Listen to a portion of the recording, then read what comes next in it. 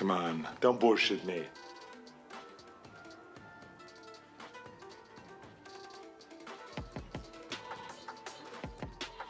Fuck you all. Your lives are so sad. I get a charity tax break just for hanging out with you. Hello there. Come on, don't bullshit me.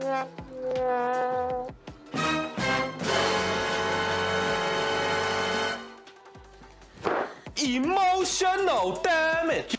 Bruh. Get a charity tax break just for hanging out with you.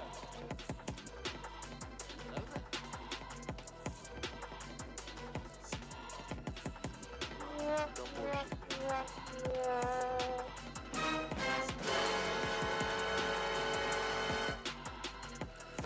me. Emotional damage. Bruh.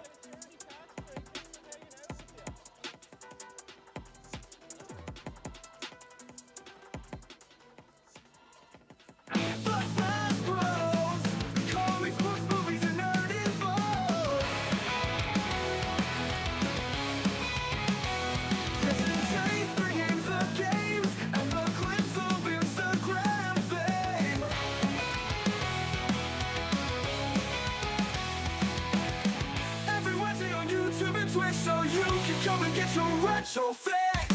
Jump into the conversation. Join us in our nerdy nation. Here we go. It's the Smash Bros.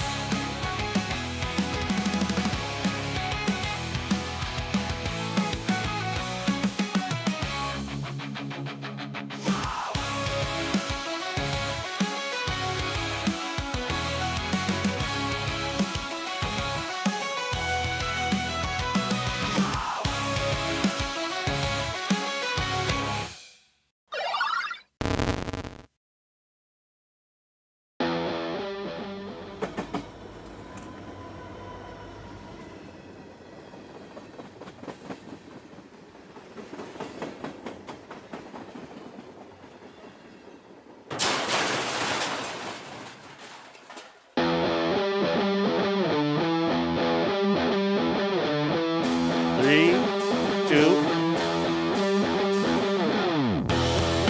What up, what up, what up, what up, players? Why don't we have camera working? Oh, the light's not on, player. Light's not here. Hold on, here. Boo.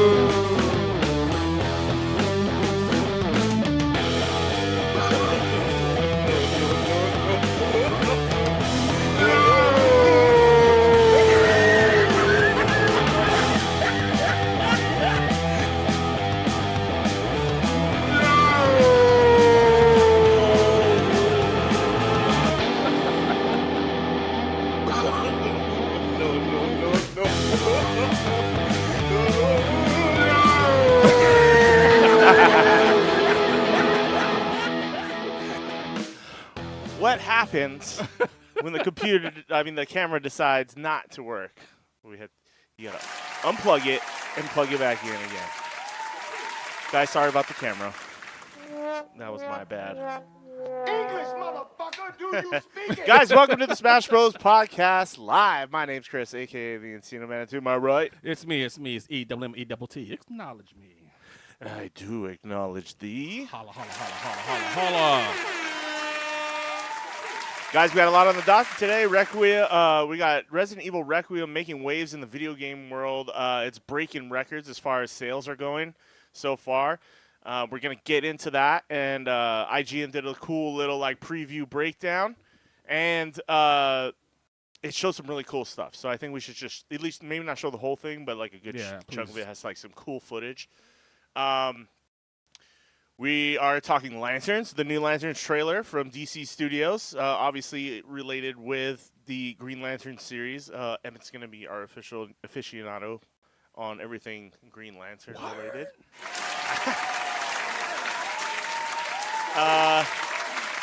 What else do we have here? Couple things in the U.S. political world. I wanted to talk about Anthropic a little bit because that was kind of a big story this past week as far as AI and Skynet. Thus why I'm wearing my Skynet t-shirt here, you guys see here. Because we are not that far off, ladies and gentlemen. No, we are not. Yeah. It is the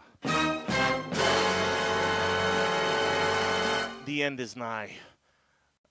There's a new fan trailer for God of War. Thought it was kind of cool. It's AI to shit, but it looks cool. So I wanted to bring that up. A couple things. You had a thing from Invincible, so they just put out a new trailer. Oh, it's more looking Right. Thrag. And Thrag, who is like the big baddie. This is the last season, right? Yeah. Yeah. So he's gonna be the big baddie that they either defeat or not. But I'm sure if you read the comics, you know what happens. Still looking forward to watching the show, though. It should Absolutely. be.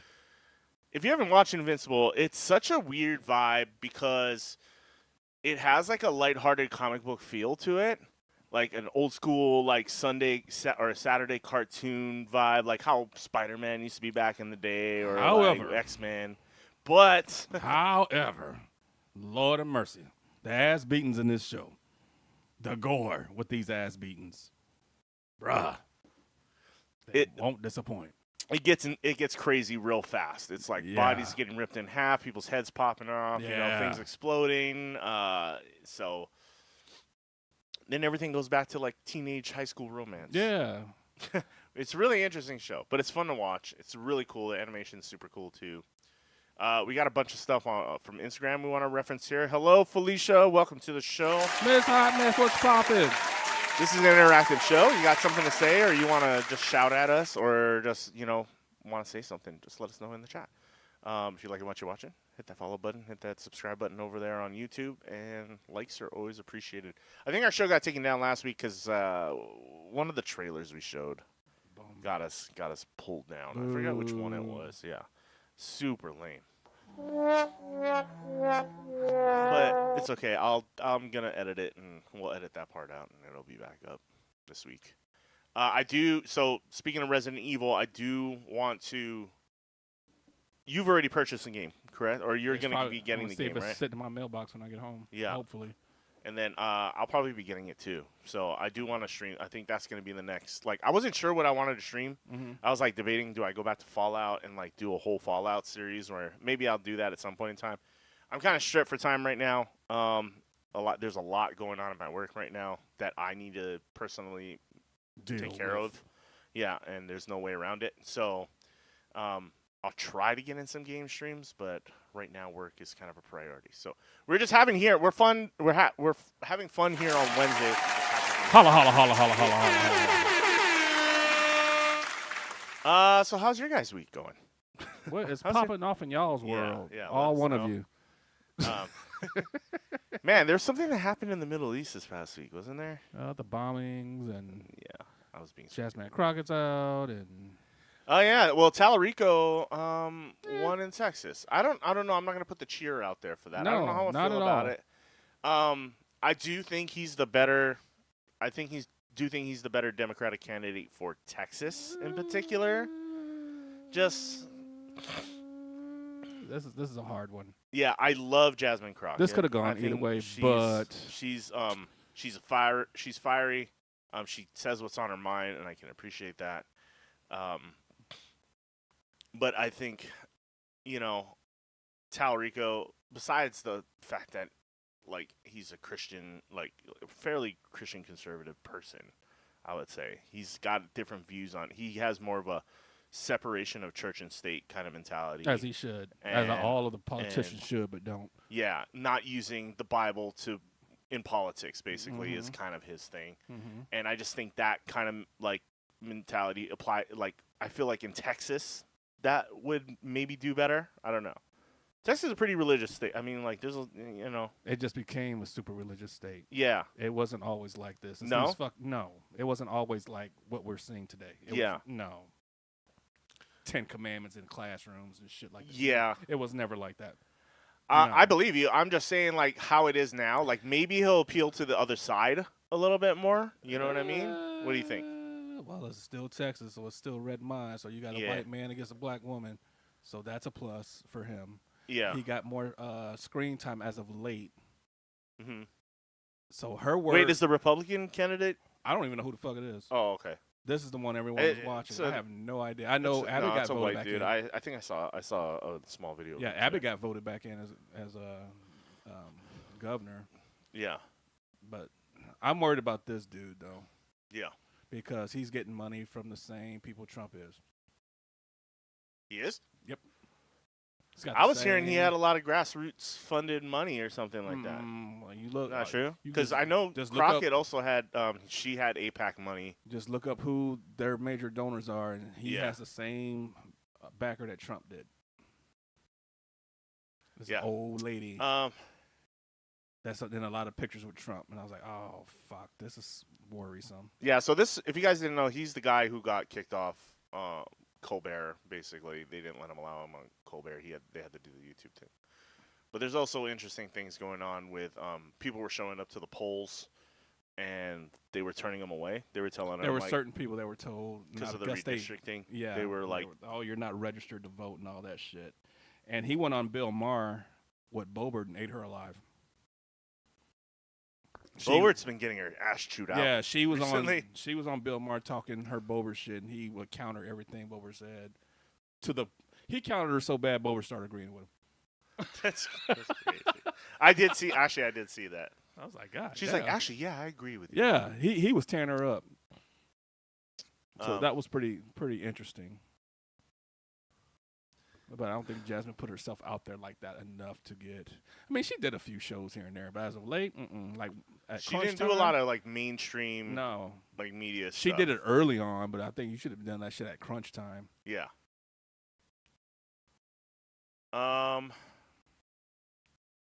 Yeah, I did want to talk about Anthropic a little bit. There was this. I don't know. We don't have to bring that up, but Oh, I love that. She got in their ass. I mean, she's been. You're kind of like. She's a pit bull, dude. Like, Yeah, like she got hate her in or their like ass. her. Hillary we're talking about. I know y'all can't see it, but yeah. Yeah. Hillary was in that ass. I mean, there are numerous of these videos that came out, but this is the most recent one. Finally, do you think that Donald Trump should be deposed by this committee? Absolutely. You know, I was a lawyer, and as a lawyer, you would look for pattern and practice. If you were deposing a witness in a case that you were trying, if you were in court, what did you know about this person? What you knew could influence how you questioned that person, how you tried the case. Donald Trump has been held civilly liable for sexual assault by a jury of his peers.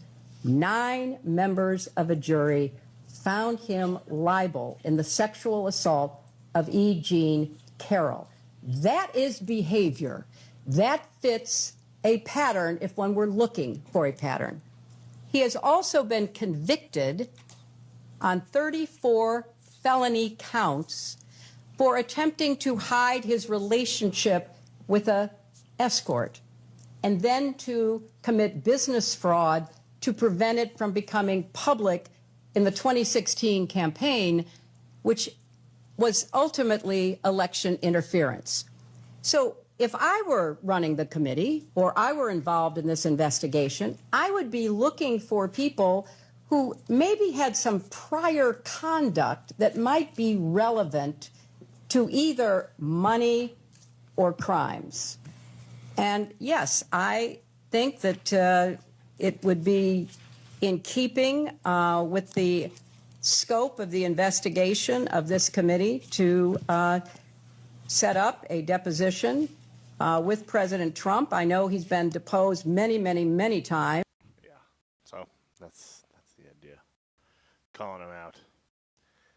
It's weird they didn't want to put her front and center in front of the cameras because a lot of people aren't going to see this. I feel like They'll see the clips. Yeah, they did not want to because she asked for that shit. Yeah, and they didn't want to give it. They to didn't her. want to give it to her. I wonder why. They scared Yeah. what the fuck she's gonna say and call out their daddy. It's yeah, man. I don't know.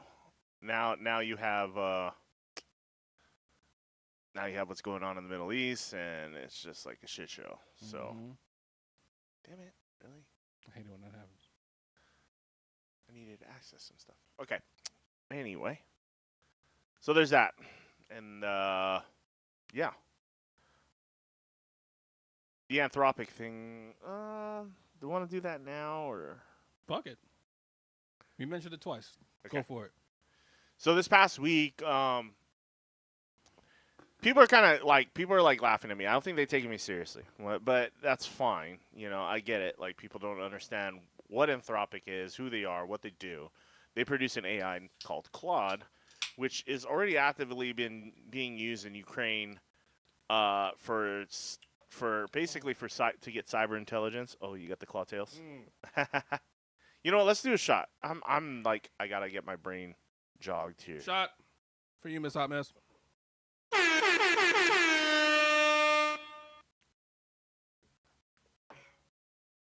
Oh. Ooh.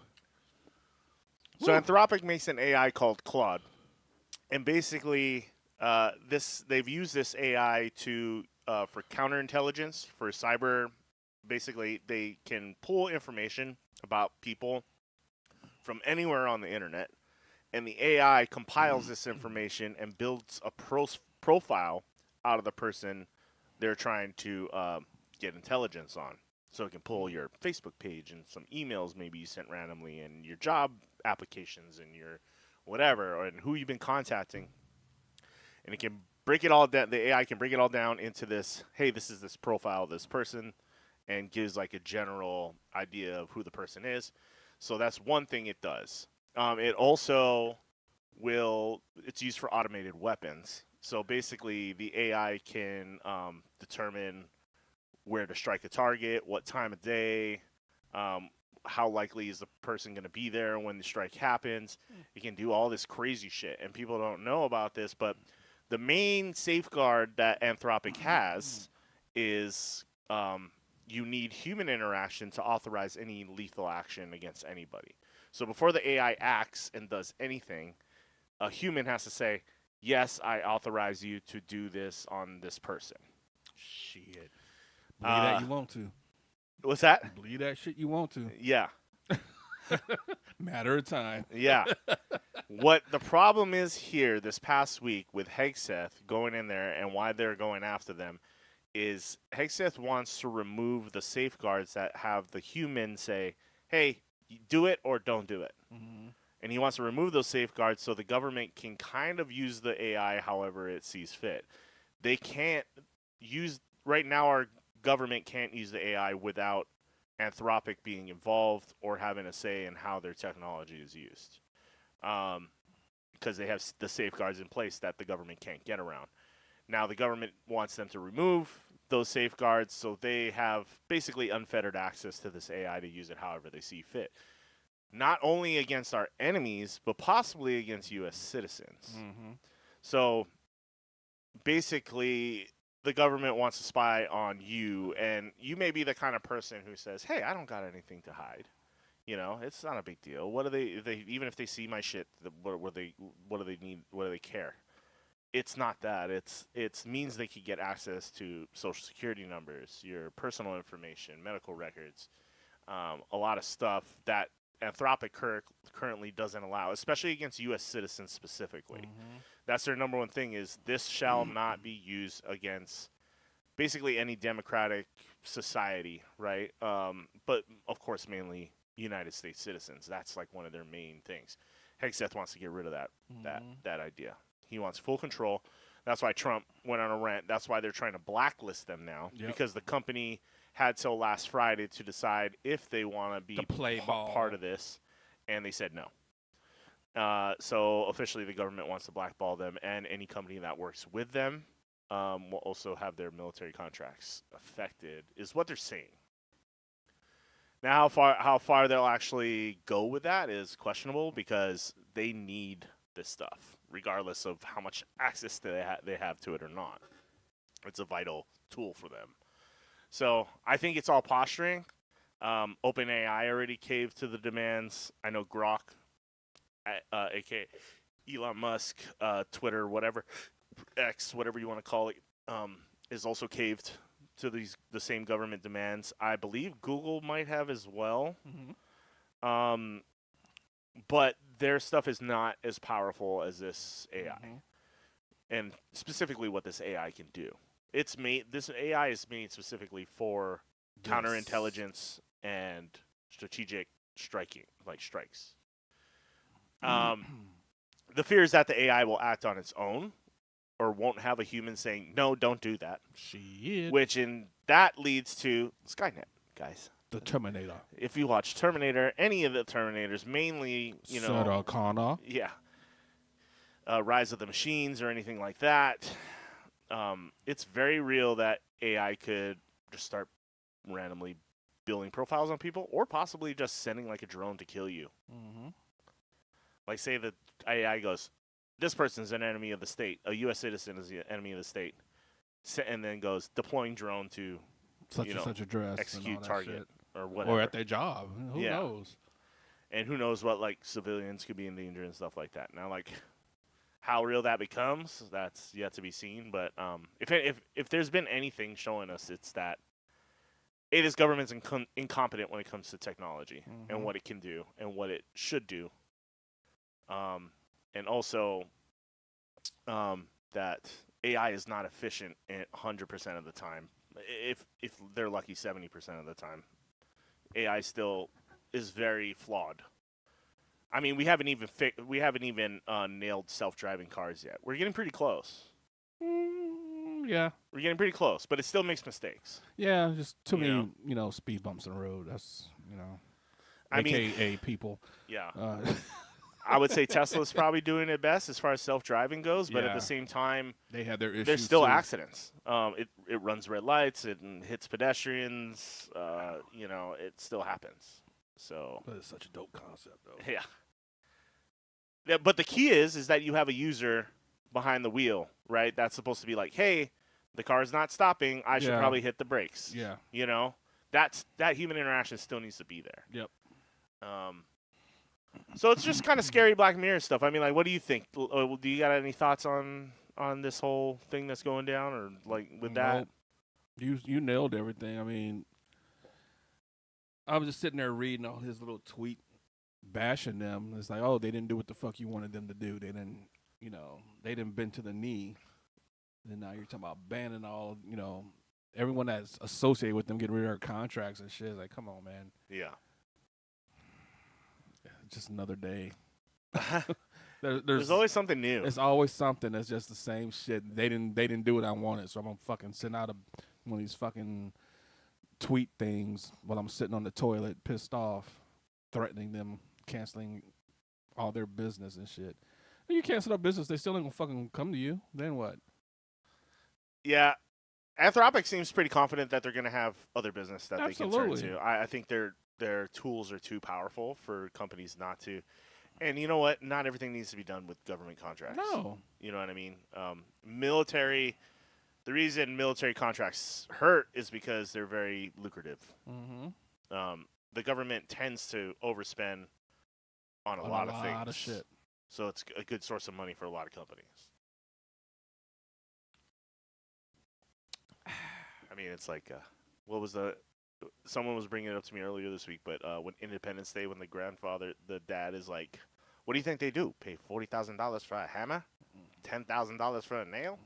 And you're like, that's kind of how it works. Much how it works, yeah. So, beware, kids. Don't play with AI. It's not a toy. Oh, you'll get that knock on the door of Sarah Connor. Sarah Connor. Or just T-1000 will show up. Talk to the hand. Watch Elon's robots turn into an army. He actually calls it an army. Yeah, he calls it an army, and he's talking about having such a huge amount of them. We fuck around and be Palpatine for real in this bitch. That guy would just have like 5,000 of those things just standing on around his home, just like with guns. Just there. With those robot dogs. That's terrifying alone. Fucking dogs. There was a Black Mirror episode on that where there were like the surveillance. That was terrifying. They were shooting. They had flamethrowers and shit. Yeah. Oh man. And the way they run too is just kind of creepy. Yeah. Guns, flamethrowers, and I forgot what else they had. Oh, didn't they bite too? I can't remember if they had a head or not. I just remember the flamethrower. I was like, oh yeah, shit. Flamethrower, machine gun, and then I think they could like physically attack you. Too, right? They just pounce on you or something. nightmares too real too.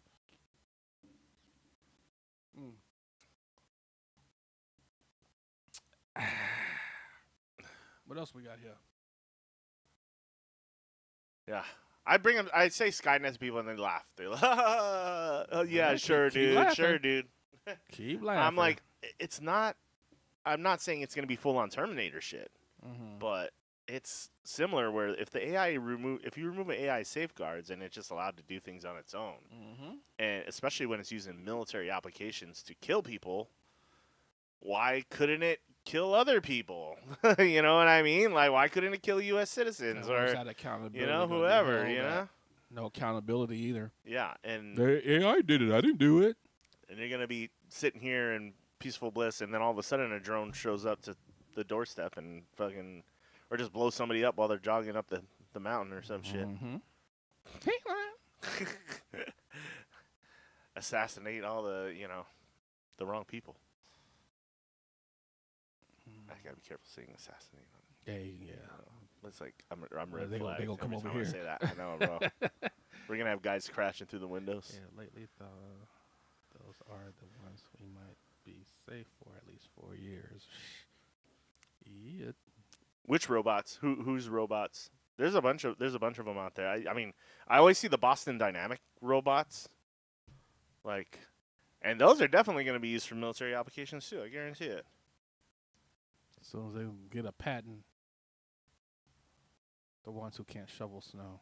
Yeah, these things. Little terrifying fucking things. They man. actually use these in Black Mirror episode Yeah, where they were those are just the killing ones. machines. These ones, like, yeah, they look like this shit. Yeah, yeah. They just pounce on you and set you on fire and shit. Oh man, get out of here. It's coming. See, these are going to be our robot overlords, dude. Mm-hmm. See, that's the shit. They had all them damn video games right there. See, Yep. they got the idea from somewhere. It's a wrap.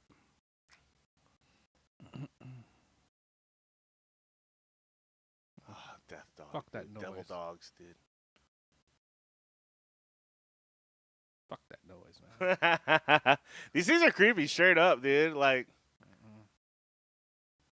if they're gonna be like, would you have a robot helper in your home? No. I ain't gonna lie. I probably would. You know, if anything, I get one of those fucking dogs, though. One of these? Yeah. I get one of them fucking dogs. If anything. Yeah. As long as it acted like a dog. Right. But don't get pissed off and set me on fire, you know. But I ain't got to worry about it pissing and shitting in the house and motherfuckers on guard all the time. Save a shitload of money on medication and food. Well, what do they use these things for?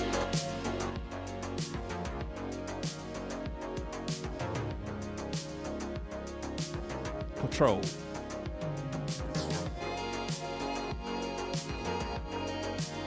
Oh, yeah, 'cause they got cameras all on the head and shit.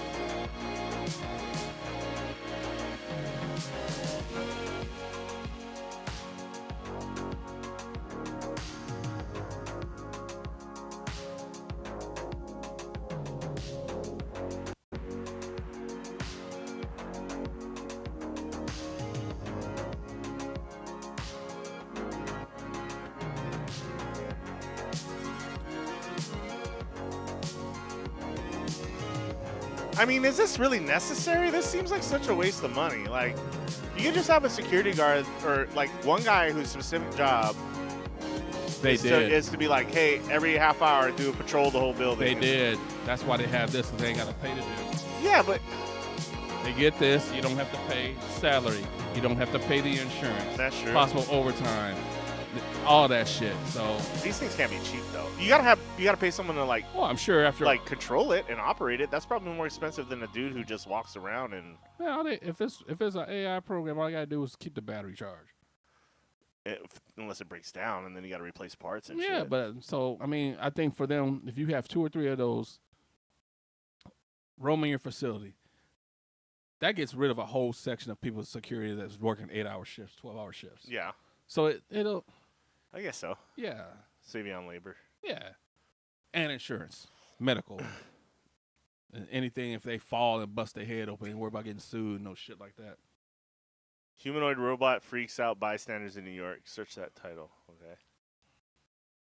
Is it like this one?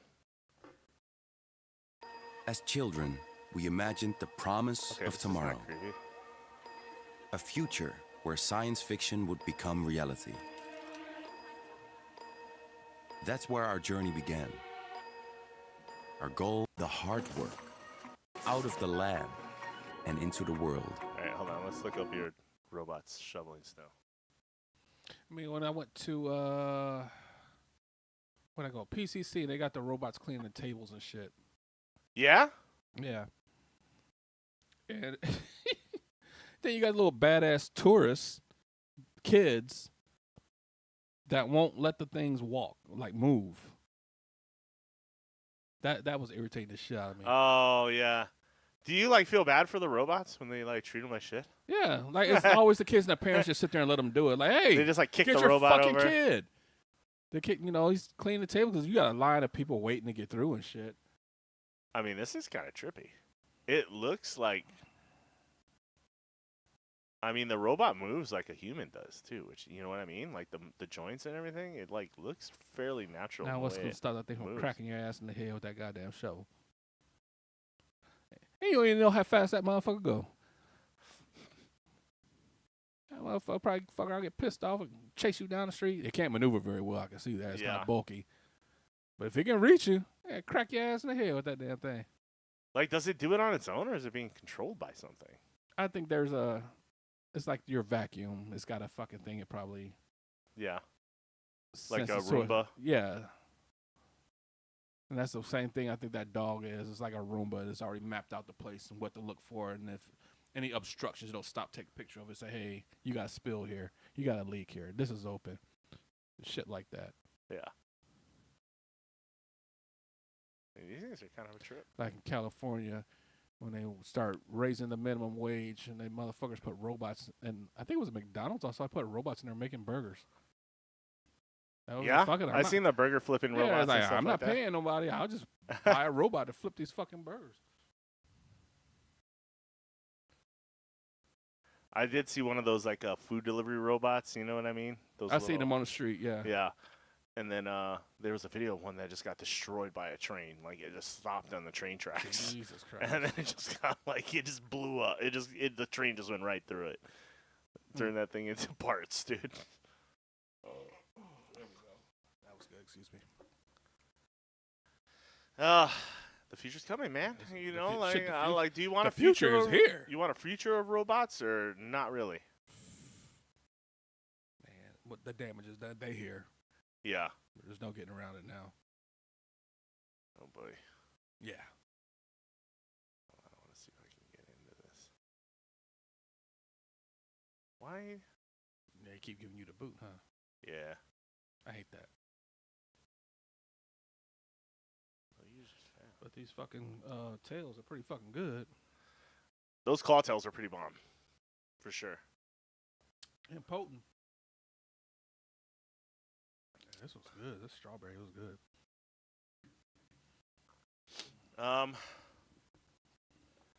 So yeah, just some things to think about. I did like that. If there's one thing the White House did right this week, they are talking about. This is on Tom's Hardware, but they are going to have these large companies commit to a ratepayer protection plan that will force these companies to pay for basically any infrastructure upgrades that needs to be made to these electrical grids for data for the data centers. Mm-hmm. So That's big. companies including Amazon, Meta, Microsoft, and Google. Basically, let's see. Some states have reported an increase of up to 36% in wholesale power prices, increasing by 267% in just 5 years. So That's big. the government's saying they will have to fund the full grid upgrades and apply flexible loads, and pay 100% of the infrastructure costs to upgrades in these electrical grids. That's big. That's a big deal. The first right thing I've heard the Trump administration do, and a while. I feel like I don't know. Like if he was doing stuff like this every day, I wouldn't be so Nobody would mad say right shit. now. They should be paying for the upgrades to the grid. They wouldn't need these upgrades if these data centers weren't there. And Right. they honestly don't.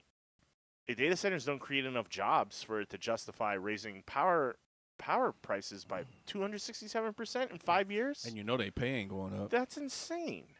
It's just insane. And then plus the effect it has on the environment as well. You know. Have you heard of the Ohio nuclear bribery scandal? I have not. I had another story in here too that talks about them just breaking ground on a new nuclear power plant in Wyoming. And this company in I believe they're working with Bill Gates to build these nuclear power there's small nuclear power plants all over the country. Perv. How do you feel about nuclear power? That's why I kind of brought it up because I was like, are you a proponent for nuclear power or are you against it? Let's just see what happens. That's all I gotta say. Let's just see how this plays out. Supposedly these new ones are the one in Wyoming is going to be the first of I guess like 10 or something like that they're talking about building all over the country. Mm-hmm. And it uses a different water medium. It uses like sodium hydroxide or something, or like some kind of sodium based water. So it cools the rods and stuff. Like it works a little differently than traditional nuclear reactors, like that they use in nuclear power plants. Because usually in nuclear plants, what happens is they heat up water with the nuclear power, and it creates steam, and that steam is what creates the power. Generates power. Mm-hmm. This one uses like a different method of doing it, and I guess the water they use is supposed to be way more efficient, and there's no carbon emissions, which is kind of huge. It creates nuclear waste. So where you put that nuclear waste, where you dispose it, matters. That's the hard part. Do we have spots? Yeah, I'm sure Wyoming has plenty of room. I mean, everyone. I've been there. Everyone has. I can tell you. Everyone has room. Yeah, there's room everywhere. It's just. What are you going to destroy around it? Exactly. I mean, hell, we could drop that again, shit right in the middle of your cul-de-sac and horses. say we had room. What's the Ohio nuclear bribery scandal, Dayton? Why don't you give us a little breakdown on that? I have no idea what the Ohio nuclear bribery scandal is. I'm guessing someone was saying they were going to build like a nuclear plant or something, and then they bailed and just took all the money somehow. That's what I'm guessing. But that's a pretty good scandal. Makes for a show. Yeah. GRWM on the Wiggle board. The hell? I think you can post links, Felicia. You're a mod, so if you want to post links, go for it. GRWM. What? On the Wiggle? On the Wiggle board. There it is. Is this safe for work?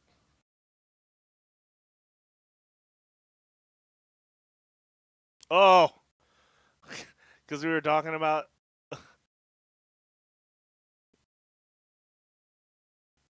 Is it because we were talking about... Oh, God. So, my wife, honestly, she needs to get paid for this stuff because she's been performing this, basically the shake plate. She calls it. It's called the shake plate. But you stand on it. It's like a little board you stand on. I got one of those. You got one? Yeah. Did you get one because Mo told you to get one? No, it's chiropractor told me to get that. But basically, you stand on this plate, this platform, this small platform, and it wiggles you. And it's like if you spend 10 minutes on it, it's supposed to be equivalent to like 1 mile of running, or 1 mile of walking. Allegedly. Yeah. So she swears by it. Our friends who have like back pain, lower back pain, leg pain, stuff like that, have been using it, and they swear by it. I've used it a few times, and I have no complaints about it. Yeah, I don't either. I think It's supposed to loosen up all the what is it that acid. yeah the lymphatic some shit acid or like something that. like the Yeah. whatever the stuff builds up in your muscle makes you tense. Yeah. It's supposed to loosen all that stuff up, get blood flow going, and then also and just like really back pain. Yeah, and I go stuff on like it and that. I just like watch TV and do squats on it, and I'm okay. Because Do he you do said the 10 minutes? I've done 15 to 20. Yeah. Yeah, but I don't do 10 minutes of squats, and fuck that. But I'll throw some squats in there here and there. And there was like different positions you're supposed to be able to hold on there while you're doing it. It's supposed to help. Yeah. I haven't done all that shit either. I'm Yeah, like that's pretty good makeup considering she was shaking Yeah, like for real. fucking crazy. But that board is pretty good. If I'm too sore or my knees hurting too much to do a walk, I'll fuck with that board. I use it before I go golfing. Like when I get up in the morning, I'll do it before I leave the house. So this is what we're talking about. One of these vibration plates. And they're kind of like all the rage right now. Mm-hmm.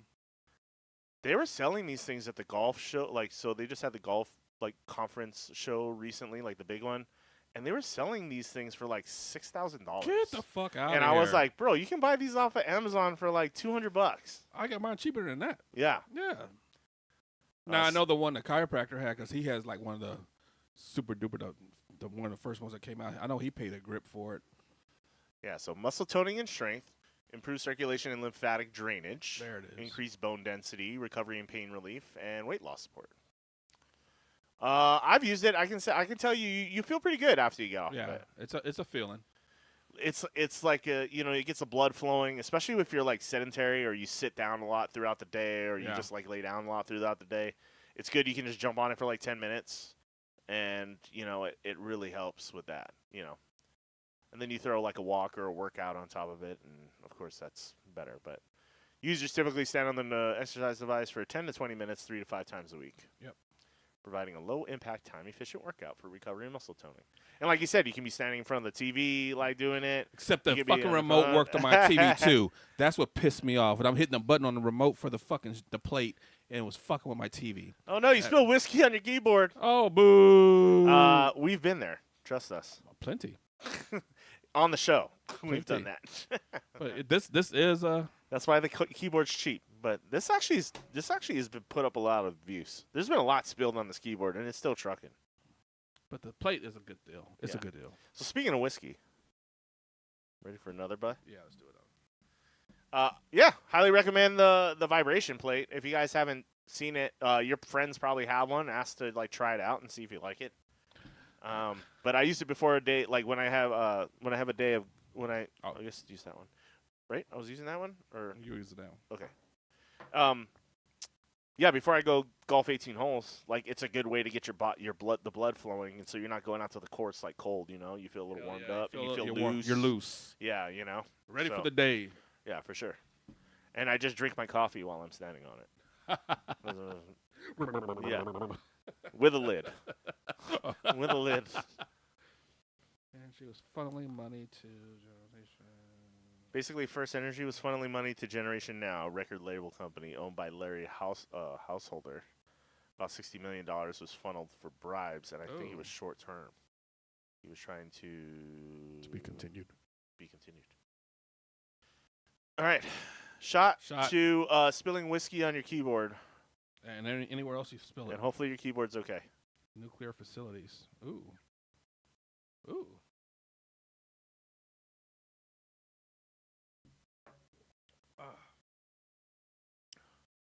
He was trying to build nuclear facilities? Or he was saying he was trying to build nuclear facilities? 2020. Sounds like an Enron scandal. Hell kinda. yeah. Ooh, that was tart. Back in the day, that Enron shit. Got everybody ass. It's crazy, man. And so many of these guys just get like fucking slap on the wrist, dude. Yeah. You literally fuck over people's lives to the nth degree. Like, there were all these people who worked for Enron that had all their savings, all their retirement, all their weight, everything in their lives was tied to this company. And you're talking I think 1 million people, over 1 million people. Over. And just one day you go belly up, the money disappears, and the CEO flies off in a helicopter and disappears. And they get him. He gets like what, a few months? Yeah, he went to white collar prison for like fucking or an ankle bracelet, like 5 years, I think, or 2 years, something like that. Fuck out of here. It's insane. Ooh, that was good. Well, Yeah, I acted fast. $5 keyboard is fine. Okay, good. now I gotta break Hopefully the it's plate not out. going to be all sticky. I gotta break the plate out again. I haven't used it in a while. Yeah, I my got wife mad keeps at it. hers next to the bed. And then she I have to just put dumps mine on it. under my desk, but when Curls came over and I said, because it was her chiropractor I went to, so she kind of creeps her out a little bit. But it's funny though. Do you wake up? Do you wait? Like, is she? Do you do it in the bedroom and then like she just wakes up to you on the shaky plate like? No. So when we went to chiropractor, and then I'm like, fuck it. I'm just gonna buy this shit. And she came over and she was on it. She's like, oh. She said, I feel like we're gonna fall. I said, exactly. Just brace yourself. Yeah, it feels a little weird at first. But there was a few days like when it was raining and shit. And I wanted to go for a walk. I got on that thing and it was Legit. It did its job. Just a good 20 minutes. It's like stretching before you do anything. Yeah. You know, that's kind of what it's equivalent And to. it didn't hurt my knees. That But was the yeah. greatest part. But you don't have to do awkward positions. or No. anything like So I was looking at like certain websites tell you to do all these crazy you stretches. can do like on that fucking- squats. You can do. I do squats, and that's Yeah. the extent of what I'm doing on this fucking. My thing. wife does like calf raises and knee highs. Yeah. You know when you do your knee up to like your chest. Yeah. You alternate your knees up. Yeah, that's So she not too does that bad. sometimes. But when the thing's shaking, you gotta be careful. Yeah, you gotta be careful. Yeah. You ain't paying attention. You go for a ride you don't want. Be right back. Okay, go make yourself a drink, man. Make it strong. Make it nice. What else we got up here? Shake plates for the win, or vibration plates for the win. Dude, everybody's getting them these days. My I'm wife's glad I jumped on that. literally shit quick. sold like 3 of our customers on it. Really? And I'm like, you gotta start getting paid for this Hell shit, bro. yeah. I'm like, what are you doing? You gotta be a representative for this company or something. Yeah, it took me to go to a chiropractor to listen to this motherfucking thing. You should be like, get at least like a Amazon affiliate link or Hell something. yeah. You know? I gotta help her set that up. Maybe I'll help her set that up. Like, use this link. So we did that. What else we got under it? We did that. Not yet. Not yet. Not yet. Excuse me. Yeah, so we're kind of on government / Let's check out that trailer. I'm curious. You want to see the fan I wanna trailer? see the trailer. All right, let's start getting into the nerdy stuff of the show. Because this is how, it's just, That's what we do. it's what we do. It's who we are. No shame. So this is the fan trailer. Don't get excited. This is nothing official. FYI, I know I usually get fooled by these fan trailers, but well, you guys can judge for yourself. Let me know what you think. The world believes monsters are born. Ah, shit. Of course, I didn't flip it over. Sorry, guys. Here we go. Let's start it over. Again, a fan-made trailer for God of War.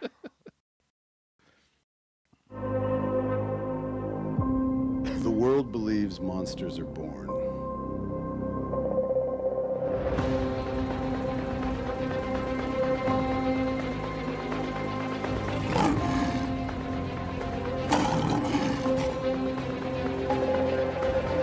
I have tried to bury what I was, but it didn't last longer.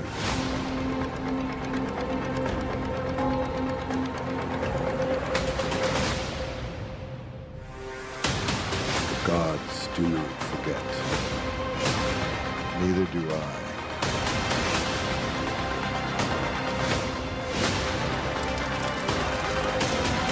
I was their weapon.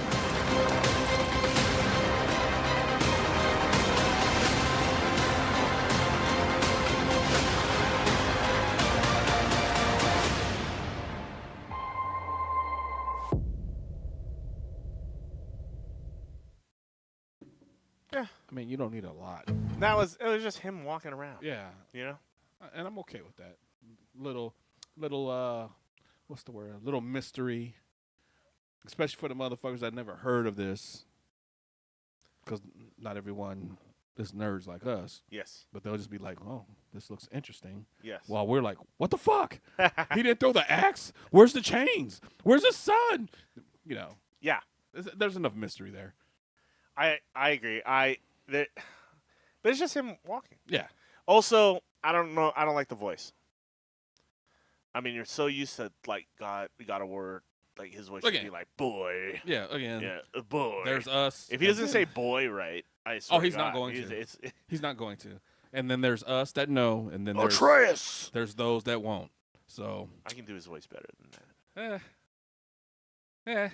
We'll see. The gods use me as Just a weapon. make a good movie. I don't give a fuck. Voice. There's things I want him to say. Yes, I want him to yell "boy" a lot, and I want him to gravel a lot. The gods just use me as a weapon. Just make sure it's a good fucking movie or show. I will slay the beast. You want to try? No. Boy. Boy. Boy. Hello. Yeah. Done with that. I'm going to throw an axe into your head. We got all kinds of fun stuff on here. Hell yeah. About that life. I am looking forward to the series. You know, I'm a little more optimistic now with the success of shows like Fallout, Last of Us, all these video game shows that seem to be doing pretty well. Twisted Metal's actually been getting some traction. I only what I watched the hear. first season, so Yeah. I haven't gotten too far into it. But I know there's people out there who like it. But they were saying Samoa Joe kills. Yeah. Yeah. He was funny. He was funny in the show. What's another one? Oh, The Witcher. The Witcher Witcher's a did good one. fairly well. League of Legends, which is kind of it's a video game-based game, like Arcane. Yeah. Arcane. Arcane was a fucking dope as Yeah. fuck. So, I'd say Halo kind of fell flat. But there's good The ones out there potential was now. there, though. It was moving, and then that motherfucker took his helmet off. I'm like, why? Yeah. Why you take? Come on, man. Because the actors got to show their faces, man. That's the moneymaker. Fuck that. The same thing with Mandalorian. Why? That's why we never got a Pedro Tom Pascal Cruise had to pull Iron his Man, helmet because he had off. to show his fucking face. Yeah. Man, how I feel about I that, mean, you got to wear. Let me say this: I don't mind you showing your face every now and then, but it can't be like I'm gonna be helmetless the entire time. though. No. It better be. You better be helmetless. For a reason. Way like 10%, like maybe 10% of the time. Yeah. The rest, you better have that goddamn helmet on. Goddamn right. This is the way. This is the way. God damn it. Especially when your credo is like, don't take the helmet off. Especially. You know what I mean? Especially. Yeah. If you get in your ass kicked and you lose your helmet, nothing you can do about that. But you better find that dented ass helmet and put it back on. Put that shit right back on your fucking head. Getting psyched over Mortal Kombat, man. I've been seeing the trailers are all over the place. I mean, you know when you have streaming, it replays the same commercials over and over and over again. But I think I was watching like Big Bang Theory the other day, but it was showing the Mortal Kombat trailer like every time there was like it went to commercial because I watch everything streaming. Mm-hmm. And I don't know, I'm hyped up for it, dude.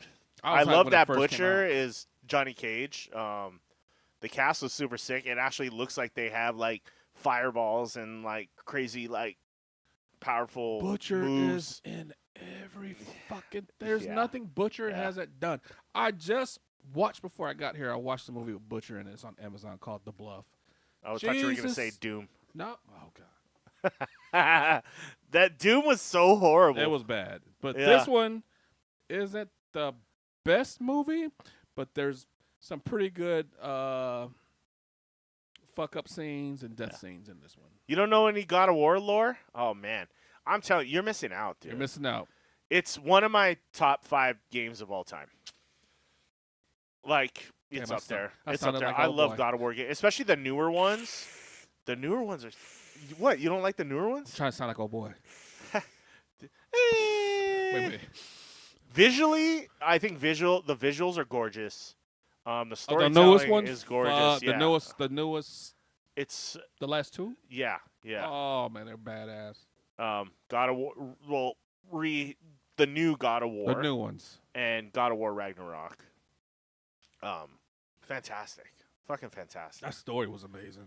And just you wander through the worlds, like you take your time because everything is just so pretty to look at. Like it's super cool. And they kill you. Yeah. Yeah. And the fights are epic, man.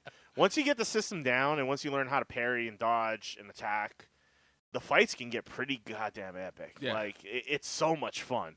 when you string together a combo that's just so sick, you're just like, fuck yeah! You feel like the God of War. Like it's pretty awesome. But even for the old school ones, where they were just button mashers, Yeah. and you put them 20 hit combos on somebody's ass, and you're like, oh shit, I did that. I don't know how I did it. I'm just hitting fucking buttons, but I did that. Yeah, I'm always torn between using the axe and the blades, the dual blades. I like going old school. But there were like I like old school. Blades. The blades, yeah. Yeah. I know in the like second God of War, like the original second God of War, like on PlayStation 2 or whatever it was like you could get a hammer, and I love the fuck out of that hammer in that second. Oh game. yeah, because you the way you would just you obliterate. take Thor's hammer, you get Hercules' fists. Yeah. That's all I remember. And you do something from Zeus, or is it because you whoop Zeus's ass? Yeah. I can't remember how it went, but I remember the fist and that hammer. Yeah. Fell in my fucking pocket. I guess not. I highly recommend it. Just if you got Steam or whatever it says, put it on your wish list, and when it goes on sale, like you can get the old school ones now. Yeah, I mean they set, I think. wait for a Steam sale if you have PC. Wait for a Steam sale, dude. It'll be like half off, and then it's so worth like $20, $30. It's way worth it. There's a lot of side quests and stuff you can do. The exploration in the world is a lot of fun. And he be fucking. And yeah, hell yeah, dude. He fucks. No joke. Not dudes. Not dudes. Not dudes. Just put it out there. The enemies are badass. Oh Man, shit! Once you start killing Valkyries, you feel like a fucking God of War. That's how I knew that game was fucked up when I had to ask my son. Say, hey, my son's like a video game nut. I said, I'm playing God of War, man, and these things are kicking my ass. And he's like, yeah, those are tough. Oh, my bad. My bad. That's right. The Valkyries? Yeah. So anytime he says Spill whiskey on my tough, mouth. Hold on. This review contains Sorry, no My bad. Anytime he says something's hard, I'm like, okay, I feel okay. But there's times I got my ass kicked in games. He's like, come on, Dad. Come on, man. The Valkyries are the hardest. They're hard as hell. But you got to learn their patterns and stuff. Once you get that down, you feel like a badass. Yeah, my bad. Yeah, that's fine. You said PS2 God of War, which sounds really awesome. Yeah. The PS2 God of War is good, too. It's just classic. It's more of a side-scroller, so it's a lot different than the God of War now. The God of Wars now are a whole different first-person, or FPSs. So. And it takes place, like, how many years later? Yeah. It's a whole different thing. And then, like, if you ever played, like, Dynasty Warrior or something like that, that's what the original God of Wars are like. Like, when it's just button mashing. And there's swarms of enemies, and you just take them all out. Yeah. 20, 30, 40, 50. Yeah. Still fun, though. Hell yeah. What's this? Resident? But, yeah. The thing with PC is the newer God of Wars won't come out for a while, obviously, because it's a PlayStation exclusive. So you got to wait, like, 6 months for it to come out. But you already got 2 games. If you haven't even played it, you already got the new God of War and God of War Ragnarok. Highly recommend. And you get his son gets involved in the story, and he's actually a really super cool character too. So,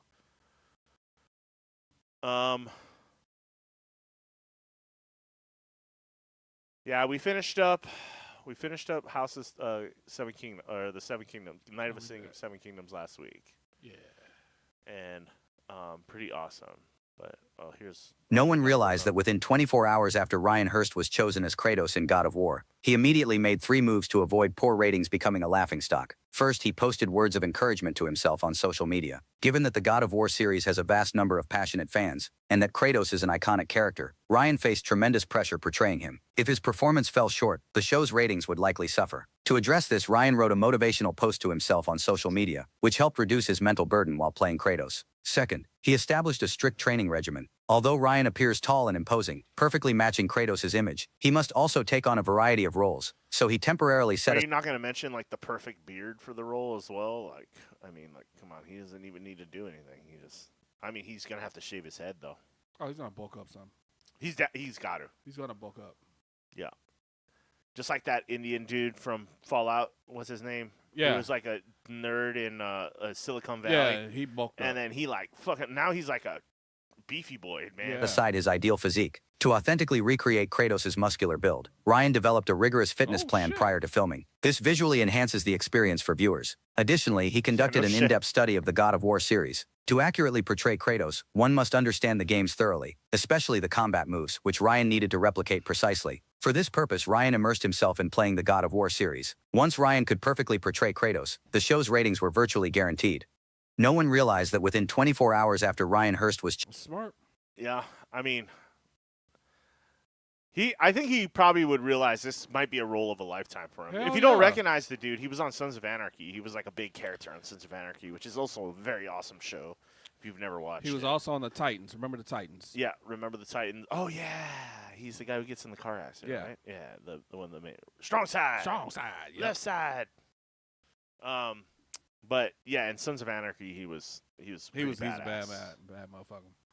So, I'm all for this guy. He's a great actor. I think he has to nail the voice, though. I think he has to alter his voice a little bit. I think that would be my main If he doesn't sound like Kratos, I might have a problem. I don't give a fuck. Just say the lines and be a good movie or a good show. Yeah. If not, then I'm gonna start nitpicking on every fucking thing you do because you've opened the gate. Yeah. But I'm not gonna knock you. Do you, man? But once you fuck up, I'm gonna nitpick. I'm gonna nitpick. It's hard to fuck up God of War, I feel like. As a story, it's already written. Like it's just where do you start? Where do you start the story anything from? that we You know what I follow mean? the way we follow, it's easy to fuck up. Yeah. Anything that we follow is easy to fuck up. So I think if they start at the point where he has his son Atreus, that would be a good starting. That would be a good starting point because then you would do flashbacks to like who he becomes, Right. Or you could even have a whole episode you dedicated to like his origin story, kind of fighting thing, all the right? other gods and shit, and why. Yeah. How you became this and shit. Yeah. I could see them like doing an opening scene where it's him and Atreus and they are burning his mother right after the mother passes away. Yeah. I feel like that's where they're gonna because I think that's where the new God of War started off. Yes. And I think that's a good spot to start because then you can literally start there, but then also go directly into his origin story, and you could do that for like an entire episode. I feel like they could do a season on this shit. They could. Yeah. Will they? I don't think so. Yeah. But they could. But I think they want to get the thing jumping, and then if they have another season, they can really bounce back and forth. Give us a little teasers of each. Fought Zeus, fought Hercules, fought Ares, and all this shit. Yeah. You're gonna have the wolves in there. Hell yeah. You're gonna have the witch in there. The witch. What the name is. Yeah. They better have a hot one in there too. She's got to be smoking. Fuck it. I'm calling for Selma. You know who I think it would be? Call you know Selma. what I like? Call Selma Hayek. Yep. Call her. Fuck it. I'm going hard on that. She's not witchy enough for me. What? That bitch turned into a snake. Yeah, true. I guess. Come on, dog. You know what I'm picturing? Did you remember? We just saw what's the movie with Jason Momoa and Batista? What was it called? What was it? The Hawaii one. Oh fuck! Why can't I remember? Actually, she'd be good. The girlfriend, Momoa's girlfriend. Because she was a lizard. Yeah. She was in V. She was the queen in V. Was she? Yeah. I picture her as being his wife. She could do that. That would be pretty. I think she'd be a good fit for that. the role because she's got the look too. She has the look. And then when she came out with that lizard face and started eating people, it was like, oh shit! Yeah. That's the hottest lizard I've ever seen in my life. I like her for the role. I don't know who they probably already casted it, but she can run it. Yeah, I think I agree with you on that. She can run it, but I still say call Selma. Well, I mean, I'm not gonna tell Selma. I'm always call Selma. I always like looking at Selma Hayek. I don't give a damn how old she is. Call Selma. She's our fucking queen, man. Don't you dare. Don't put some respect on her name. Put her some fucking respect on her name.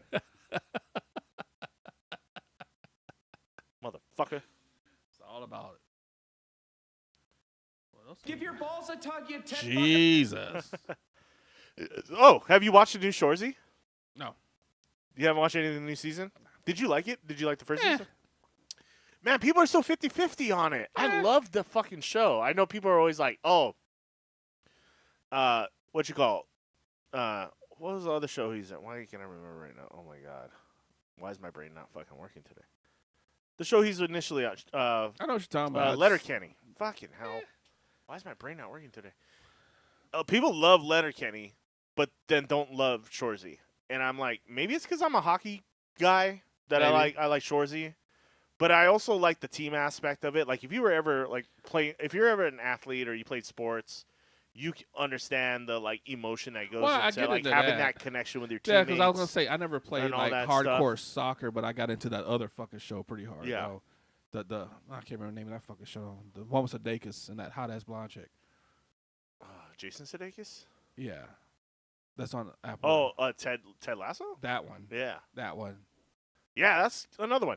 I love sports, movies, shows, whatever. Yes, that show was the shit. I'm all about it. And if you, I played sports growing up my entire life, so it was just like you understand that connection, the connection and everything, and you for know, sure. camaraderie and stuff that you build up with That's your the word I teammates. couldn't say for shit. When you were in the shit, everybody was in the shit together, and you kind of think. I mean, if you were in the military or something like that too, you can relate. It relates. Right? Yeah, It it's the all same comes thing. together. You're all there for your brothers and stuff. Right. Brothers and sisters, whoever you're playing with, but you know, or whoever you're working with. But yeah, I mean, I love Ted Lasso, but I love Shorzy too, man. Plus, the chicks are so fucking smoking hot in that show. It's not even fucking funny. I'm like, there's no way there's this many hot chicks in Canada. But I could be wrong. I could be fucking wrong. Sounds like a field trip. I'm intending to go. I'm intending to go to Canada. And if I see that, I might not come back. I mean, like, even though I'm married, I'll be like, the views up here are so much more beautiful, babe. I think we should stick around. Yeah, I always wanted to go there. I don't have a city or anywhere I particularly want to hit, but I just want to go to fucking Canada and check it out. I want to see what's popping up there. Well, my sister lives in Toronto, so that's where I would go first.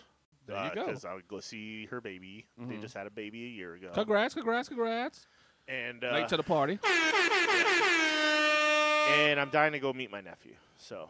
Oh yeah, I got to make that happen. But I just applied for my passport again. So. Right on. The thing is, my ID expired on my birthday, so it was like perfect timing. My birthday was February, so not knowing it because the license doesn't expire it expires every 8 years. So of course I wasn't paying attention to it, and then I went to the gas station one day and they're like, "Oh, we'll sell you that, but you know your ID's expired," and I'm like, "No." My birthday was just last week, and I looked at it and I'm like, fuck. And the DMVs here are they are horrendous. ruthless. They're ruthless, man. Let me tell you, man, I had to make an appointment, and I can't make an appointment to renew my driver's license till April. Damn.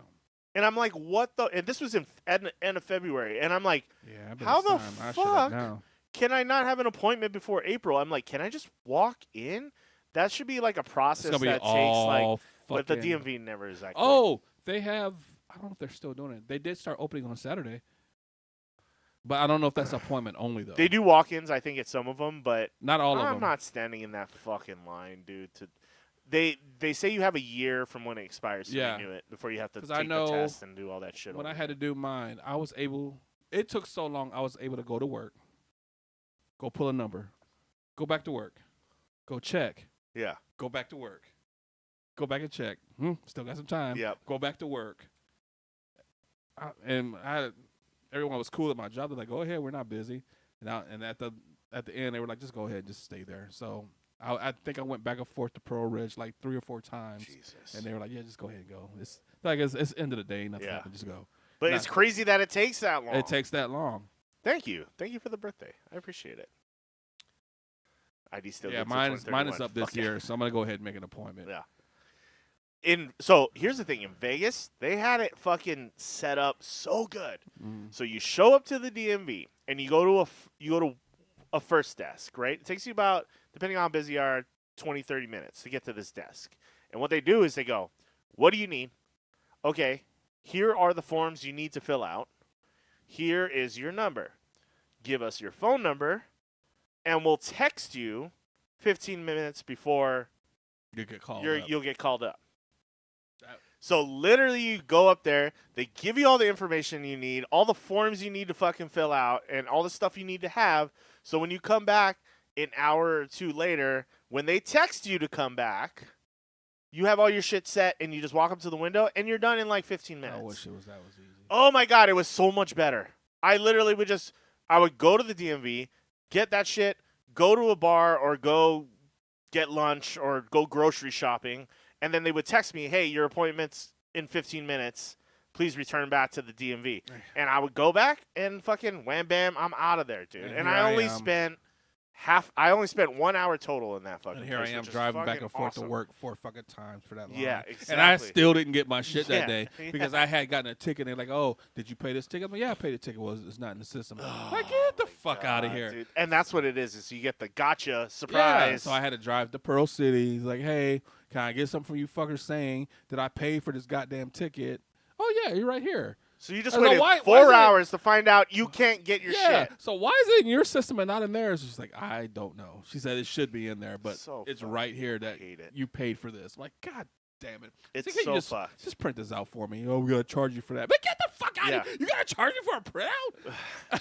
That should be in their system? Yeah. Get the fuck out of here. That's why I'm like, dude, in Nevada, like when I did that, I lived in Vegas that was probably close to 20 years ago. Jeez. So this shit's been around for a long time. Yeah. You know what I mean? Because I've been back in Hawaii for 10 years now. And I had to go do that, I want to say it was like 2008, Jesus something like that, Christ. 2009. I had to do that. So, just saying, dude. Just saying. Fucked up. Hawaii is so just behind Get it on together. so much shit, dude. The way they do everything is just so slow. So slow. And I don't mind the lifestyle being slow and the just like the But slow I'm drivers. I'm trying to take care of business. But like when I don't want to be sitting in the DMV all day. I don't want to be like, okay, I'm taking the day off so I can go to the DMV. Yeah, so like that's fucking sucks. I got a few months. I'm gonna go ahead and make an appointment tonight. Just do Or it. tomorrow. Just Do make it. an appointment. Do it, yep. Get this over with. And I couldn't believe you couldn't get an appointment for 2 months. I was like, yeah, maybe a couple weeks, right? I was thinking. You're like, shit. Wahiawa wasn't until it was like June Jesus Christ. or May.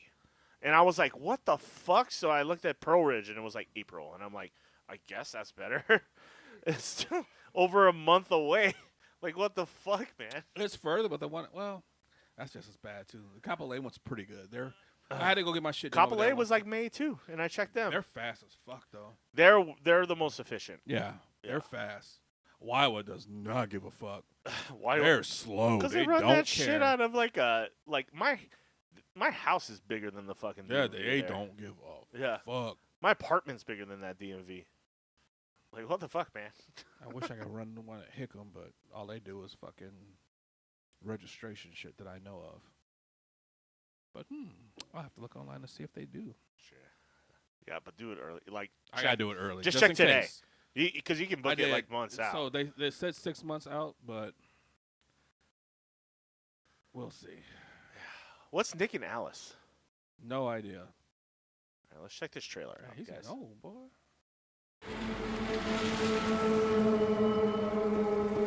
Open the glove compartment. Oh shit, it's Cyclops, son. What's this? It's chloroform. Chlor what? You don't know what chloroform is? Should I know what chloroform is? Have you ever seen a movie? Yeah, I've seen many movies. And have you ever seen a movie with chloroform in it? I don't know. Okay, just listen to me. Makes people pass out. And then we put the towel over the person's You're gonna face. ring the doorbell. Somebody's gonna answer the door. Before they can get out a single word, you take that rag that's soaked in that shit and you cover their nose and their mouth. Oh, that's chloroform. That's chloroform? You could have just said the wet rag thing. It made it easier. Fine, great. Do what you call the wet rag thing. Oh shit. Hey, Mike. This is confusing. What the fuck are you doing? This is your idea.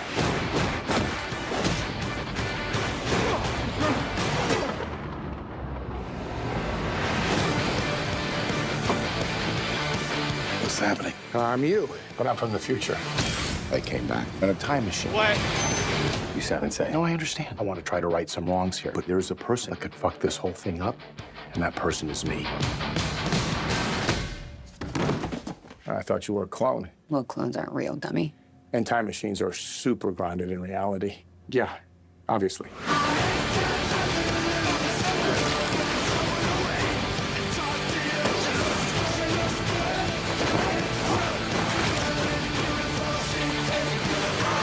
The first time that we went through tonight, Mike died. Oh, fuck. But that's why I'm back. We get one chance to fix it. Jesus. Okay, so who killed me? Have you ever heard of the Baron? He's a cannibal assassin. Hello, hello, hello. Oh shit, my boy. Delicious. I don't want to be eaten. A little dodgeball reunion Hell there. yeah. No, I agree. It's not an ideal situation. I'm all about it.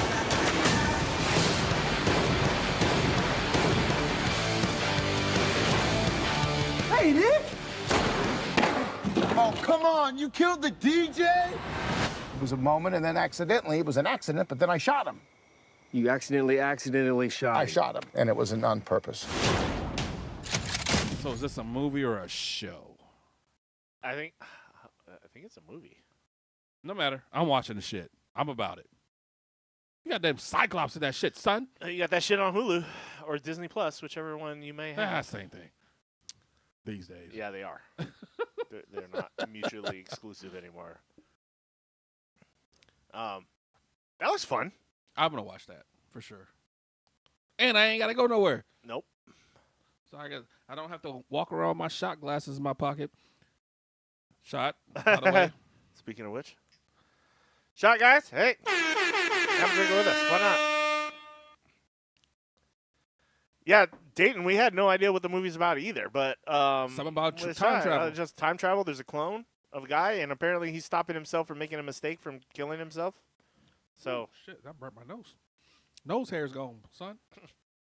Goddamn. What else? Yowzas. Yes, sir. What else we got here? I'll check it out. Oh, I'm watching that for sure. Oh, what's that? We Bury the Dead. That was 3 months ago. No, it wasn't. Is that Woody Harrelson? It look like it, don't it? It does. Is this a zombie shit? Because, you know, those are pretty popular. 3 months ago? Oh, and Daisy Ridley? Oh,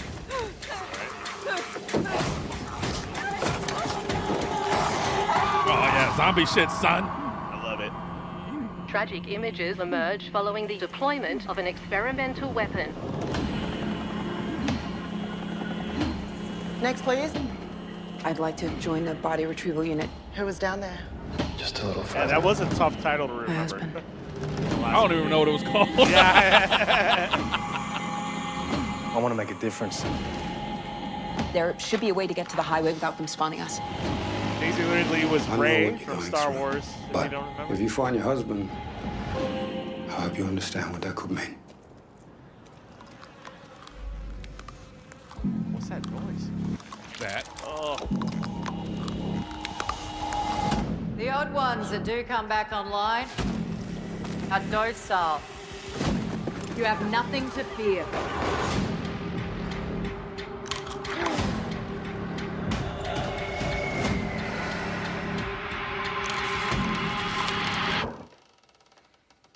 Turn around, bitch!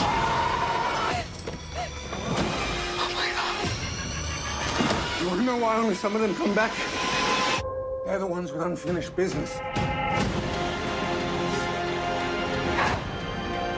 Is it true what they're saying? And they're getting more hostile by the day.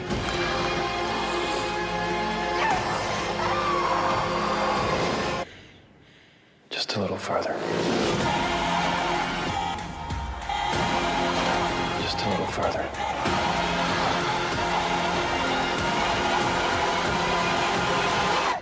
Just a little further.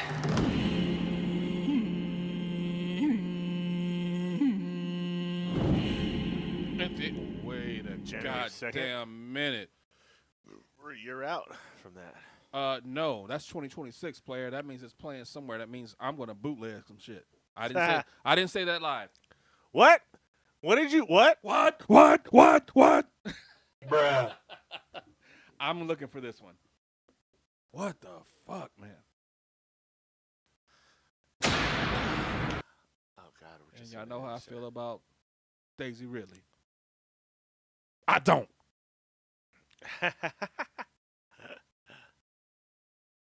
You into Ray? You into Ray from? Not Star in a Wars? Ray at all. So what's your plan? Zombie apocalypse happens. You got 24 hours to figure out what you're gonna do. Like all of a sudden the sirens are going off, and then mass communication shuts down. Now you're like, what do you do? What is the first thing you do? Making weapons. Yeah.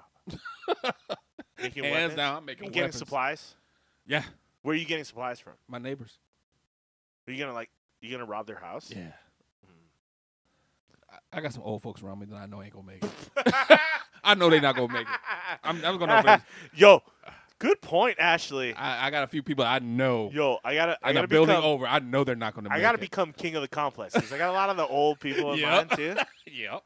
And it'd be like I basically build a fortress. I'm like, I'm sorry, y'all, but I'm gonna be on the 3rd level. Yeah.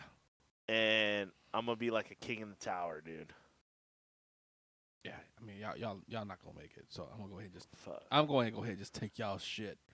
Stop me if you can. I know you can't. That's not. It's not gonna be nothing for me, but emotional to take you out. Yeah. I'm sorry, but I gotta fuck you up and take your shit. Bootlegging is legal, by the way. I'll run with that. You're gonna build a PP90. What you gonna do? Like a 3D printed gun? Oh, that might not be a bad idea. Get a 3D printer and just start making 3D printed weapons.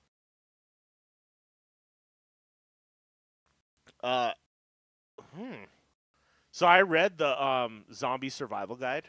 By the way, it's a fun read. I highly recommend it. It's not a long book, but it is a book. But it's super. It's awesome. It's a lot of fun. I read it during when the Walking Found it Dead comical was like, shit. Was the height. It was of funny stuff, shit, but it was just things like, that make this you is go, what you gotta do. There are some basic survival tips in there, right? Like this is what you got to do. It's a fun read. I highly recommend it. But if that zombie apocalypse comes, which who knows? And it man. depends on the zombies, man. Yeah, are they fast? Are they If it's slow? The Walking Dead, I'm surviving that shit. I just gotta worry about the people. Are they like Train to Busan or like fucking? I'm not surviving that. Yeah, dude. Nobody's surviving. I'm not. Them motherfuckers running? What? Yeah. And jumping? I'm not surviving that shit. Zombieland style zombies maybe would be. I don't know. Some of those motherfuckers run too. Yeah. Not all of them, but there was an amount of them. Like, oh, fuck, I'm dead. I mean, here's the thing. Would you take out their legs or their heads? Funny you say that. I was playing the video game that said that shit. Yeah. Like, if you can't shoot them in the head, aim for the legs. Yeah. And all they're doing is crawling at you. Yeah. Then you can either stomp on them Yeah. or just keep running. Yeah. Trip wire everywhere, dude. Hell yeah. I'm blowing up legs. I'm blowing up legs, and there was a lot of barbed wire, like, traps you can set and shit. Yeah. So they're stupid. They just want to keep coming at you. Yeah, those Korean zombies don't fuck around. They don't fuck around. So, those ones are like crazy. Yeah. I'd be dead for that. I shit. love Train to Busan, dude. That's the shit. That was movie's the so shit. fucking cool. But yeah, those kinds of zombies. I'm not surviving that shit. It's like man. zombies that still remember how to do martial arts. Hell and shit. yeah. That's a problem, man. I'm not gonna make that shit. Or like Marvel zombies that are talking shit. Yeah, and still have superpowers. Yeah, and talking shit. That's the one thing I was mad about in the show that they didn't do. Like in the comic books, they were talking a lot. They're like, "Yeah, this is fucked up, but I'm hungry.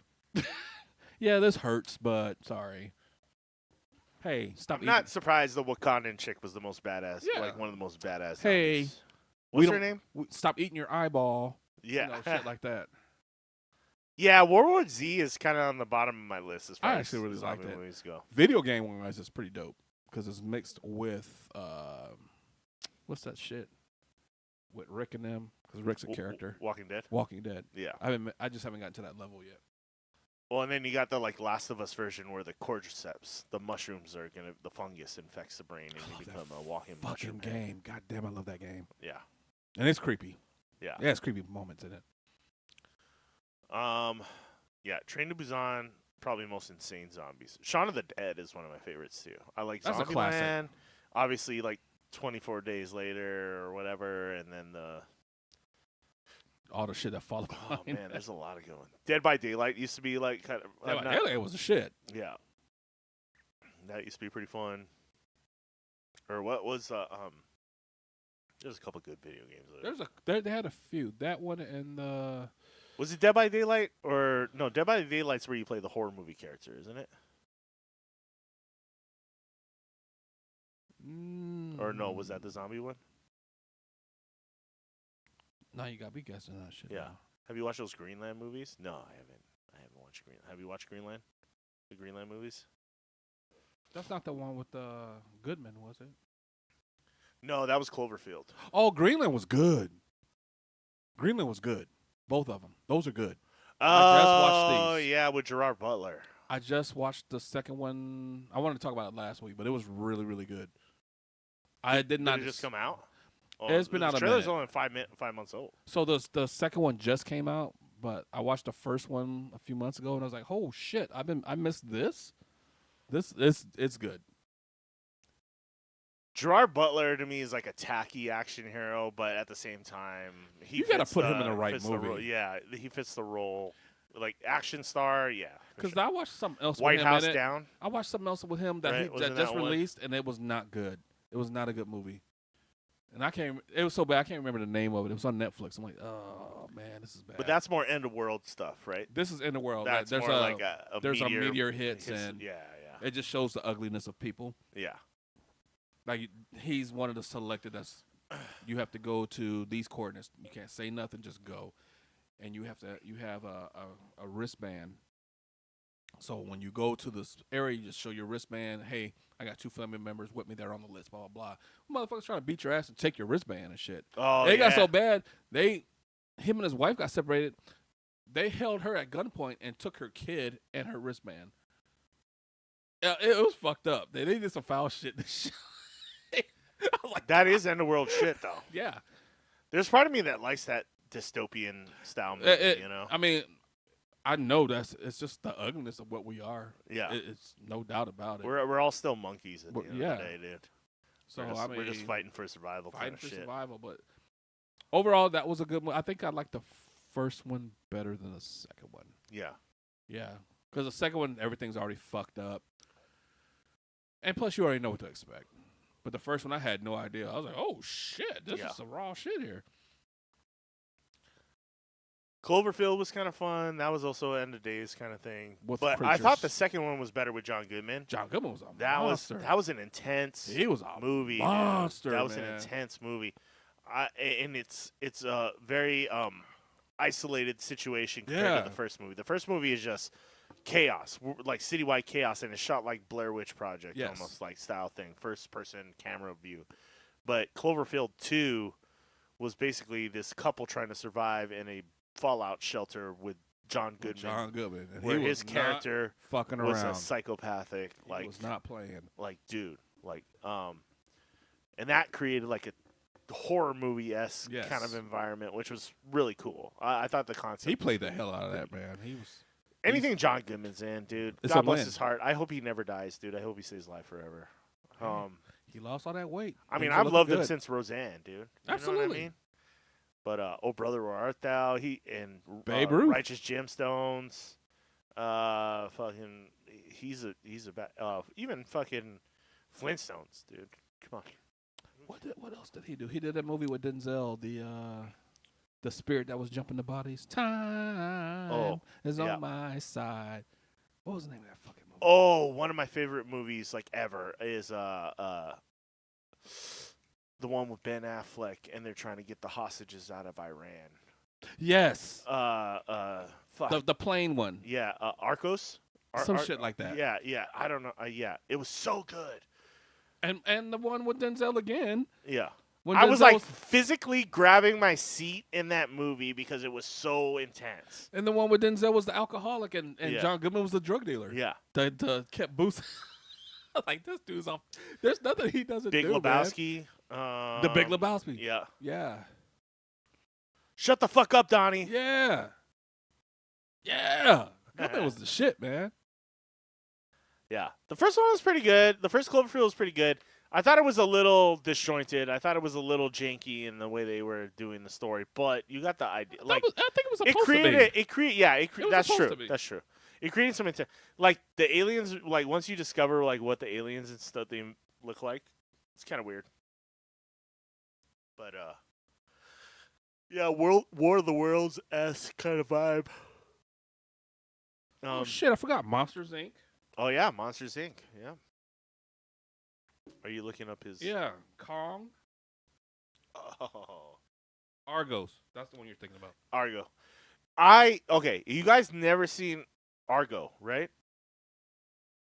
Yeah, Argo. If you've never seen Argo, it's such a good movie. So the premise of the movie is back in the Iran Contra wars where the U.S. embassy was basically held hostage when there was the Iran-Contra wars, and the Iranian government basically, like, there was a riot, and these guys were all trapped at the U.S. embassy in Iran, and they had to create this movie in coordination with Canada to sneak the Americans out of the country under the guise of filming a movie that wasn't real. And the movie was called Argo, which was supposed to be like a sci-fi movie based in the desert or something like that, right? Like they were making it in the desert like an alien planet.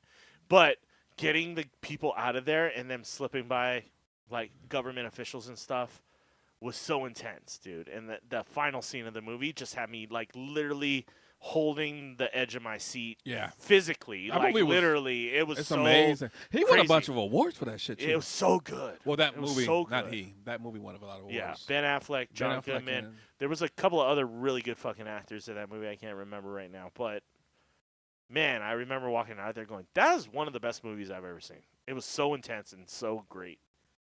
Hey, man, Affleck don't miss. Except for he does Daredevil. Except for that, you know, like so Batman. So wait. Batfleck. Wait. He misses. Wait. I still say he's probably my second favorite Batman. He just happened to be in a shit movie. He was written very badly. Yeah. I thought he was a damn good Daredevil. Yeah. In a horrible movie, because he says y'all need some shit out if y'all want me for Daredevil. He knew it too. He said y'all got to straighten this dancing in the rain with a lecture would never happen because he's a comic book dude too. Yeah. So he was like, this is bad. He knew it, but yeah, he's made some stinkers. Correction, he didn't make those. He acted in those. Charlie Existing says, "I'm a Daredevil." But I'm sure you are, buddy. We never got to see the one that he wrote and produced though, because he bowed out of it, which I'm upset about for Batman. I mean, I think that shit would have killed. Batman versus Superman sucked. You heard it here first. I'm sorry. Had the best Batman scene ever, fight scene ever. Oh, Mufasa! You change your name every time I see you. Welcome back, bud. It's good to see you. He's from the previous podcast that we used to do. It's good to see you again, man. How are you? How are things? Yeah, that's awesome. Glad to have you back. Yeah, you're. I know with fucking government shit going on in AI, you gotta change up your alias every now and then. That's the safe thing to do. Hell yeah. Who knows who's watching? Who knows? Good to see you again, though, man. I hope you're doing well. Awesome to have you in here. What were you saying about Ben Affleck? I was just saying he had the best action scene of all the Batmans ever. Batman versus Superman? Best like the fight scene they have, or what? At the Where end. he just gets his ass whooped the entire time? Or was that or did it change at the end? No, he was beating the shit out of those dudes in that warehouse. Oh. Yeah. That was the best action Batman scene ever. And he was the good, crabby old Batman. But other than that, it was badly written. Like, Justice League Batman sucked. Yeah. And that's the Justice only League knock. Oh, man. We'll see what James Gunn does. Yeah, that's my movies. knock with the Snyder shit. Like, dude, you kind of shit on Batman kind of bad, bro. What are you two up to? Well, this is Emmett. That's Mufasa. One of the OGs from back in the day. Holla. We do more nerd-centric stuff on this podcast. We did talk about other things. But, yeah, basically it's a lot of nerd-centric. We talk games. We talk movies. We're talking entertainment. We've been doing movie trailers and stuff and talking about movies recently. We were just talking about, obviously, Batman versus Superman. Yeah, the Fleck. We're talking about Batfleck. In general. But also, just anything Ben Fleck Affleck. does. Ben Affleck recently, yeah. But he does have a stinker or two. Yeah, you were an OOOOG. What else we got on this docket? Oh, let's look at the whatchamacallit. I can't remember the name of that motherfucker. Scroll. We'll come back to that. Scroll. There. Let's talk about that one. You want to go Resident Evil? Let's go Resident Evil because I want to play this shit now. Okay. So Resident Evil Requiem just came out this past week. It's blowing past Disney, Corey, and House of Metal and Metal Gear Solid, and it's also in the realm of Claire Obscure Expedition 33, which was also Game of the Year last year, it's being talked about as being in that tier of games, which means it's pretty popular right now. I believe it's the most downloaded game in a long time. Definitely so far this year, it's the most downloaded game. 9.5 score on Metacritic. 9.5 score on Metacritic right now. Holy shit! It is surged past Metal Gear Solid, The Witcher 3, and Disney Corey. And the house is 99.3. Bruh, and what is Disney Corey? Have you heard of that game? I don't know what that is, but I know besides y'all, I've had 3 other people tell me to play the Expedition game, but I can't get it because it's like so many people are renting it. 9 out of 10? Yeah. Jesus. Yeah, I can't wait to play it out. I'm going to play a little bit of the review that IGN did because I think it breaks down kind of what the game is. And I wasn't expecting it to be that. I thought it was mainly about the chick. And it's kind of one of those sneaky horror crawler, kind of like stealth crawler kind of games. But it turns out they kind of meshed the other Resident Evil style games where you just straight up go out and shoot fucking zombies in the streets and just like go crazy, and also the sneaky stealthy horror story version of things. And so yeah, this review will kind of explain it a little bit better than I can, but I didn't know that I can walk because I'm not carrying you. That's what this game was. And the new Daredevil looks a lot of fun too. Let me some Jessica Jones. A little preview for it.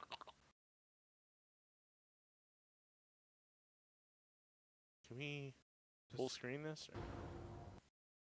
I have a link for that actually. I didn't even know Ben Affleck was in Batman vs Superman, hence why I only saw the movie one time.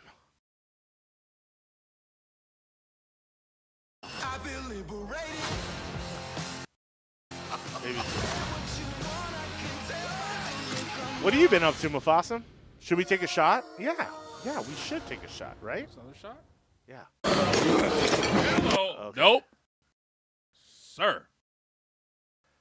All right, well, hold on. I want to do a full screen shot with you, Mufasa, to having you back, bro. Sorry, I blew out some air jumps there. I'm going to piss myself playing this goddamn Christ. game. We give ourselves our own jump scare. Somebody might be pissing myself playing this game. Do these games still have the liquor in it? Because that's one that scared the fuck out of me. I think that was Resident Evil 2, I think. Yeah, or you can turn them into Molotov cocktails and throw them at the zombies. Oh, well. Because I used to hear him coming. I just never saw him. All that bullshit. Yeah, so there is still that. Okay. But then there's also just, let's take a shotgun and a chainsaw. Oh, yeah, I'm ripping them motherfuckers apart. People's faces. Those things scared the shit out of me. Cheers. Cheers, buddy. Oh. Dang, man. Working, hustling, DoorDash, making a crap ton. That's what I'm talking about. 17K deliveries? Jesus. Still staying home, pulled the kids from public school in November. Man. Yeah, we don't do small shots here. Oh. Grown-ass man here. Anybody charging extra? Crown Peaches. Good for you, man. Keep killing it. Ooh. I know a lot of parents who are doing the homeschooling thing, too, now. Like, it seems to be a thing. What else? Okay. Let's right. roll. Let's see. Right. So this is the review on IGN for Resident Evil Requiem, which just got released this past week, and it's already getting rave reviews. Within the hallways of the sinister sanatorium where Resident Evil Requiem's opening hours take place lies some of the most frightening encounters I've experienced in the series to date. With my headphones on and the lights off, the 9th mainline adventure in Capcom's long-running survival horror saga forced me to endure moments so palpably tense and prolonged, I discovered muscles to clench that I didn't previously know I had. No, sir! Hours later, I was no longer holding my breath, but holding my fist in the air instead, as I gleefully mowed down masses of undead meat sacks like it was D-Day in World War Z. Wait, goddamn minute. In an effort to please both survival horror stalwarts and action horror advocates, Resident Evil Requiem runs the gore-soaked gamut from anxiety-inducing chills to trigger-happy thrills. The result is yet another supremely hair-raising horror story, despite the fact its most potent scares have all been delivered by the time it arrives at its more gloriously gung-ho second half.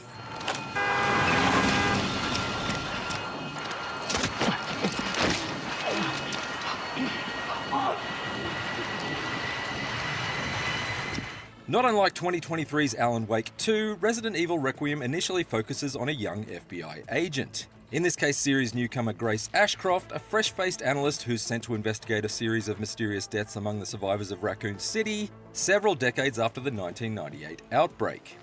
We found another body. One that exhibits the same pathology as the others we've been investigating.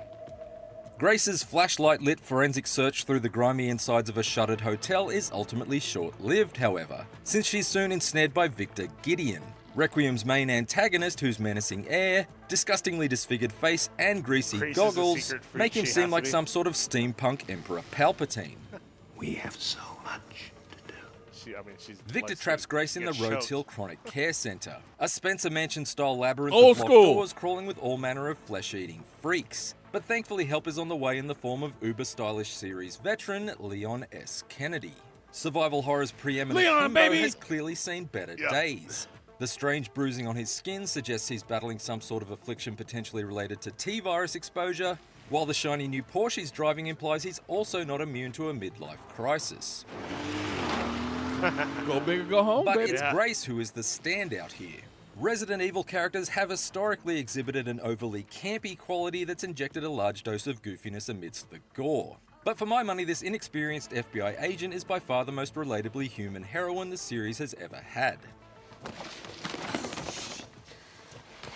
Her evolution from being perpetually on the brink of a panic attack to becoming self-assured enough to fight back made for a journey that I found as captivating as it was consistently creepy.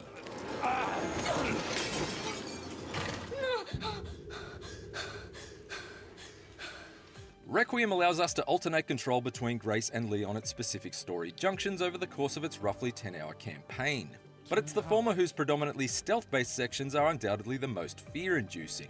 Underpowered and under constant threat from twisted stalker ghouls that are liable to descend from the rafters Jesus, at any moment, no, Grace's sir. efforts to escape from the terrors of Victor's hospital is a wonderfully stressful slab of unrelenting survival horror. There's precious little ammo to find, a miserly number of inventory slots to manage, and Grace moves at such a slow speed that it makes timing your careful crouch walk to avoid a prowling pack of Looks like an zombies an X. exercise in pinpoint path making. All the while you have to puzzle through a stimulating series of body part based riddles and elaborately locked doors, never really knowing when you're going to turn a corner and come face to flabby face with a grotesquely What the fuck girthy is that? golem Yeah, what that's the hell? urgently squeezing its way down the hallway towards you. No, son.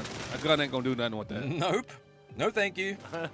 I spent so much time trying to steer clear of the numerous considerable threats that on the occasions Grace was forced into a confrontations, the results really rattled me. When played in the default claustrophobic first-person perspective, her guns feel genuinely startling to fire and the impact of every precious pistol shot is immense. Bullets tear the festering flesh off zombie faces, Yeah. leaving eyeballs to dangle from their stems. Yeah, what the fuck? There's just an eyeball hanging out And of blood his face. spatter paints the walls and persists even when you backtrack through the area later on. The gallons of gore that covers the floor isn't just there for spectacle, mind you, since Grace is equipped with a handy blood collector Yeah, that this allows is her to crazy. syringe up the You infected collect plasma pooling around zombie corpses blood. and combine it with other pieces of scrap to craft invaluable items like medkits Yeah, and single-use hostile, hemolytic for sure. injectors. The latter That can be jammed that into the eyeball spine in of an Hostel undead was monster crazy, I caught remember unaware, causing their entire body to swell up and explode in the most gloriously blood-soaked manner of stealth kill possible. But you can also use it to effectively dispose of a body you've downed previously. I found that to be a smart move in areas I knew I'd be revisiting, since Requiem zombies also have a terrifying tendency to reanimate and mutate when you least expect them to.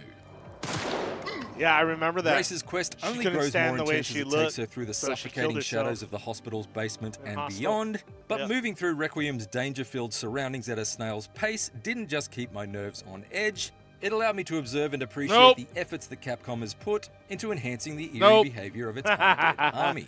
These are no longer the groaning, foot-dragging That's the one that got me. I was like, what am I playing? Instead, they retain traces of humanity that somehow makes them seem far more unsettling than the more animalistic werewolves in Resident Evil Village. Like the ones that idly flick light switches on and off like bored toddlers, or the others that wander around muttering and laughing to themselves before suddenly collapsing to their knees to hungrily feast on the corpse of one of their former friends. Stomp on her face. Mr. Kennedy, we need to leave immediately. What's going on? I don't know what's happening. Some kind of mass hysteria.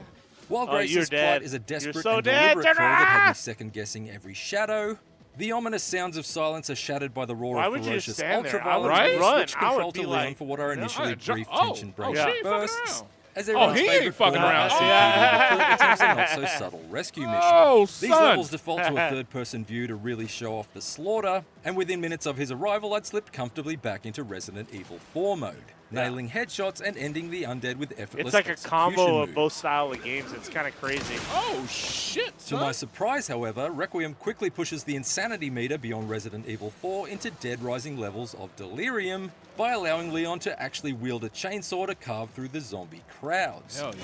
Now we talk. Yes. Yes. Leon's sections are up-tempo and gruesome to a degree that left me giddy, and almost every major zombie Leon dispatches is met with a delightfully deadpan dad joke. I think I want a second opinion. Where Grace must use the scarce amounts of scrap in her surroundings to make her own rapidly destructible knives, Leon is toting a powerful hatchet that can be easily maintained with an everlasting flint. While Grace has to carefully count each round in her small handful of handguns, Leon enjoys an extensive bevy of teeth-rattling boomsticks from beefy shotguns to head-splitting sniper rifles. Plus, if Leon gets bored of his own weapons, he can use someone else's. After killing a zombie who drops a fire axe or lead pipe, he has the option to smoothly scoop it up and launch it at another enemy nearby, which is every bit as slick and satisfying as the similar sword. That was crazy. The AI, like the person running away, actually ducked under the put, pipe. There's no Did you off see position that? on Leon's ass-kicking switch. That's pretty crafty. I'm looking forward to this. Last year's Ghost of Yote.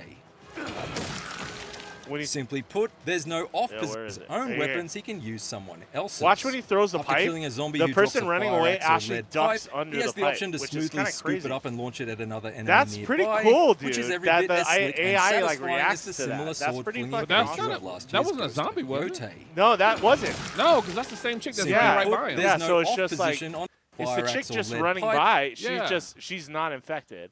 Yeah. She's just running away. She's just running but away. when he throws, she actually ducks. She it. ducked. And you're And like turned around and looked. Yeah. He Which has is the option really to fucking smoothly cool. scoop it up and launch it at another enemy nearby, Like which is like every that's bit like as slick and that, satisfying that as the environmental similar sword reaction flinging is there she is really again. fucking, yeah, that's her again, but that's pretty Simply fucking put, cool. there's I'm no about off it. position on Leon's ass-kicking switch. And in addition to his Nope. surging slaughter What of zombie the hell hordes, is- it's nope. also within Leon's levels that the bulk of Requiem's appropriately epic boss encounters take place. Why are you shooting me? There are plenty of colossal clashes to be found here, from brand new behemoths to brilliantly reimagined threats from previous What the Resident fuck Evil is- stories. Oh, Lord and there Jesus. isn't a single Del Lago-sized dud among them. I particularly Yes. love how this Hanging hulking nasty eyeballs. subverted my expectations. Whoever of came how up with that Resident idea Evil was like, boss wouldn't it be fight cool should if there play be an out. eyeball hanging out of a socket? Sure, being tasked with blasting the glowing weak points that cover a marauding monster's torso is nothing new. That is, until you realize that while piercing each swollen blister does inflict damage to the beast, it also spews streams of infection onto the zombie underlings around him, instantly mutating them into brawnier forms of backup yeah, for that's you a to problem. contend with. Leon may be armed to the teeth, but that doesn't mean Requiem doesn't still find creative ways to ramp up the challenge. Playing as Leon is such a consistently violent delight, that it's a little disappointing that the Mercenaries mode isn't a feature of Requiem after its welcome inclusion in 2021's Resident Evil Village. Come on, Capcom, you're going to give me a version of Leon who can violently split skulls with a hatchet and do a lumbering Leatherface impersonation with a swinging chainsaw, and you're not going to allow me to unleash him in a score-chasing time attack mode? Here's hoping it will be patched in as a post-launch addition like the free they might update make it that as a Capcom DLC eventually later. provided for the Resident I Evil wouldn't be 4 surprised. remake. That was a fun part of Village, was doing the time trials. As much as I love Leon, though, I do wonder if perhaps his sections become a bit too dominant once Requiem settles into a more action-oriented groove in its second half, as the story moves beyond the grounds of Rhodes Hill and deep into what remains of Raccoon City. Let me be clear, Resident Evil 4 is my personal favourite installment in the series, so it certainly gave me a great deal of pleasure to once again wield a military-grade arsenal and pull off skull-shattering finishing moves as the series' hunkiest mutant murderer. But after playing almost exclusively as Leon through a roughly 5-hour stretch towards Requiem's conclusion, I did find myself yearning for a few more tastes of Grace's superbly nerve-shredding stealth sections as a more regular change-up from Leon's comparatively scare-free carnage. That desire was eventually gratified to some extent by a terrifyingly taut late-game tiptoe through a facility crawling with some truly menacing monsters returning from the series' past. But given that the story ended soon afterwards, my overriding impression of Requiem that it was very much a game of two halves. The former predominantly a slow and steady scare-a-thon, and the latter largely a run-and-gun splatterfest. I very much enjoyed both flavours in their own right. I just wish for the sake of its pacing that they'd been blended together a touch more over the full course of the journey. Instead, Requiem is a bit like ordering a whiskey and coke, and having it served in two separate glasses instead of being mixed into one. To be fair, Grace's absence from a significant stretch of Requiem is justified within the context of its story, and overall it's a tale that gripped me harder than a zombie nurse gnawing my nose. There are a number of blindsiding twists that cast new light on the origins of the Umbrella Corporation and the ambitions of its founder, along with an excellent mix of zombie-riddled locations both fresh and familiar to puzzle and pummel your way through, and plenty of vital notes to collect along the way. Some of these memos are crucial to understanding the intriguing mystery behind Grace's abduction and the truth about her past, while others are just genuinely funny gags to help ease the tension. After encountering a specific zombie type in one medical wing that was obnoxiously singing at the top of her lungs, I got a good laugh out of uncovering a doctor's report that had diagnosed her with main character syndrome. There's also one particularly iconic location that Leon explores that I'm reluctant to spoil here. But it's jam-packed with fun Easter eggs that made it a real thrill to revisit, as someone who's been enjoying Resident Evil adventures ever since the T-Virus made its first outbreak on a black-bottom CD for the original PlayStation. Stop it! Don't open that door! But Chris is...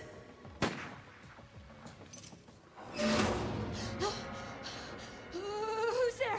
Like the result of an experiment conducted in an underground Umbrella Corporation lab, Resident Evil Requiem successfully splices two separate strains of survival horror together into the one highly infectious new mutation. It signals the return of a series legend and the arrival of a likeable new lead, amps up the gore to a new stomach-turning standard, and unleashes a scarier breed of zombie alongside some truly beastly boss fights. The lack of any meaningful side content like the Mercenaries mode is a touch disappointing, and I do wonder if a slightly more consistent balance could have been struck with the ebb and flow from jaw-clenching moments of tension to all-out assault, rather than front-loading the story with frights before giving way to a more bullet-riddled back half.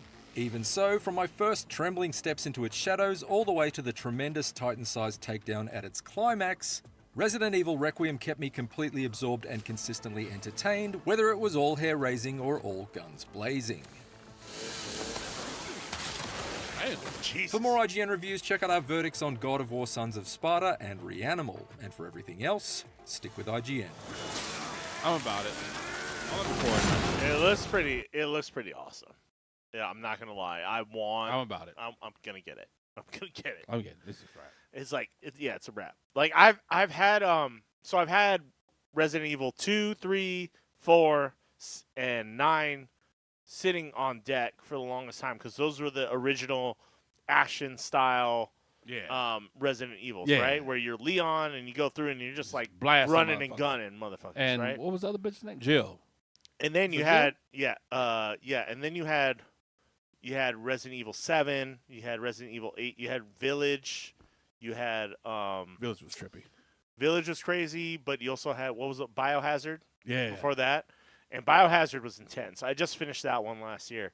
And I find that I like those games a little bit more because just the intensity factor, sneaking around, and just everything gets stepped up. And there are decent, like, just you have to start blasting away people at a certain point.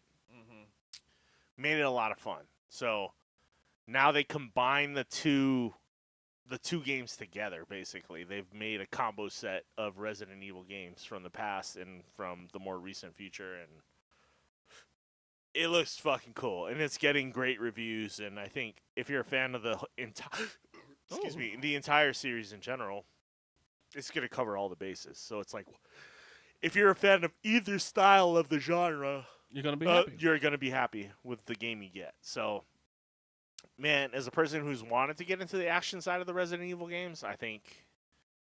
Yeah, because I've spent games like running around a table for 30 minutes from a bench, so yeah, this might be literally running around a table from a fucking zombie. Yeah.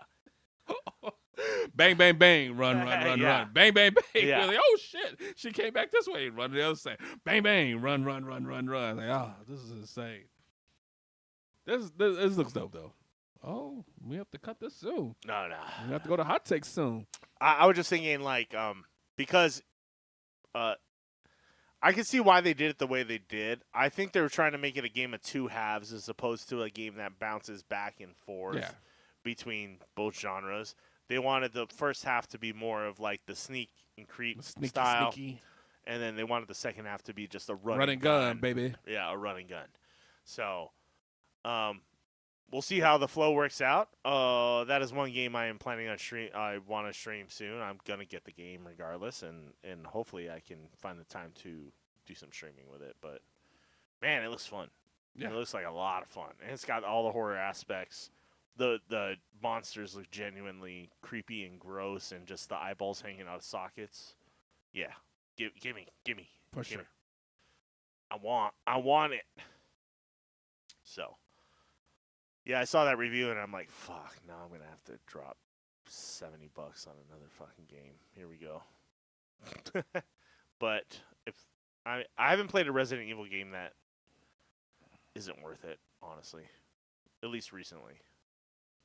The original one drove me batshit crazy with all the camera angles and stuff like that. Yeah, some of that shit was hard to get in the doors, get the keys. And all it was that frustrating, shit. Man. Very frustrating. It was super frustrating. And then just the Resident Evil games have always been like, you have to conserve your ammo. Yes. You can't shoot everything you see. Yeah, you're better off creeping around than running and gunning in a lot of situations. In certain situations, you're better off just running away. Yes. Or you know. It took me a minute to learn that. Yeah. Fuck it. I ain't got no ammo. And I'm not getting no ammo. Just run. So, fun times. What else is on the docket here? That was a good one, though. Yeah. Looking forward to this game. It's already selling like crazy. Lanterns? Yeah. Let's do lanterns.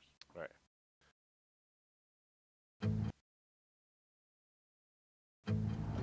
With all due respect, we've been training. We've been training for what, 2 months? Whoa. What happened here? It always plays it in the browser. Okay, so we got Lanterns coming up. We got a preview for Lanterns. Those are based off of Green Lantern, obviously. But Lanterns, plural. I'm guessing there's multiple Green Lanterns involved in this show. So. Oh, whoops. We're not at hot takes yet. One button over. All right. We're going to get to the hot takes, though. Stick around for those because we love the audience participation for hot takes. We're going to ask a question. The hot takes. And we're going to have our opinion on those takes. That take. And they're controversial a lot of times. So stick around for that. It's coming up soon. But here is the trailer for Lanterns. Let's see what's up. With all due respect, we've been training for what, 2 months? And I haven't even worn the ring yet. Don't get hung up on the jewelry, Junior. You're just a fucking substitute teacher. You're not ready to get up in front of the class until the ring says you are. All right.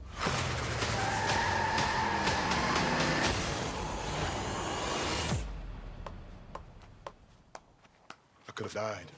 You want me to train you? I'm training you. Something is off here. Doug and I can Carrie, feel Doug it. and Carrie. This is my town. You're a big shot. Noted. But stay the fuck out of my way. Think she hates your guts. It's the way she hates them. This is a stupid plan. Not that stupid. That I don't doubt. The Green Lantern's oath is to protect people. And we both know I do a better job of this than you. This is my job. As long as I'm alive, that ain't changing. So take a deep breath, Junior. You're old. You're tired.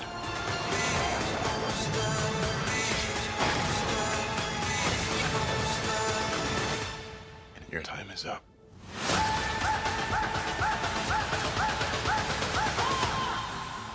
I don't understand. Who are you exactly?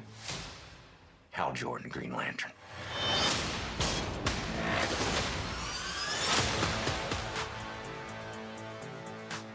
Have you ever talked with the other Lanterns? I'm the only human. They're aliens. One of them's a fucking squirrel. Nobody mentioned Kilowog. Wait, what? No one mentioned Kilowog. But then I go too because the squirrel is the funnier thing. Kilowog is I don't know what the fuck Kilowog is. He's like a pig, kinda, but he's closer to the Flash than anybody because they eat around the same amount of food. So so Kilowog's a big motherfucker and he talks a lot of shit. Yeah. But then all he wants to do is eat after that. And then the Flash is like, "Hey, I know what spot we can go to." And both of them do is just hang out and eat. Because he's got that ribs? elevated fucking. Are they eating like pork ribs? They eat everything.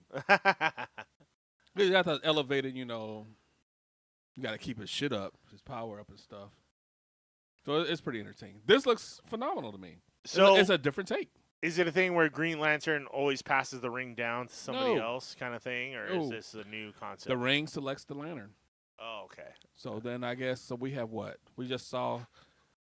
What's that fucker's name with the bad haircut in Superman? Guy Gardner. Yeah. We just saw him in Superman. Hal Jordan's the OG, human wise. Yeah. So we have quite a few humans now. Oh, there's two, because there's that other girl. That's she's with No, that was Hawk Girl.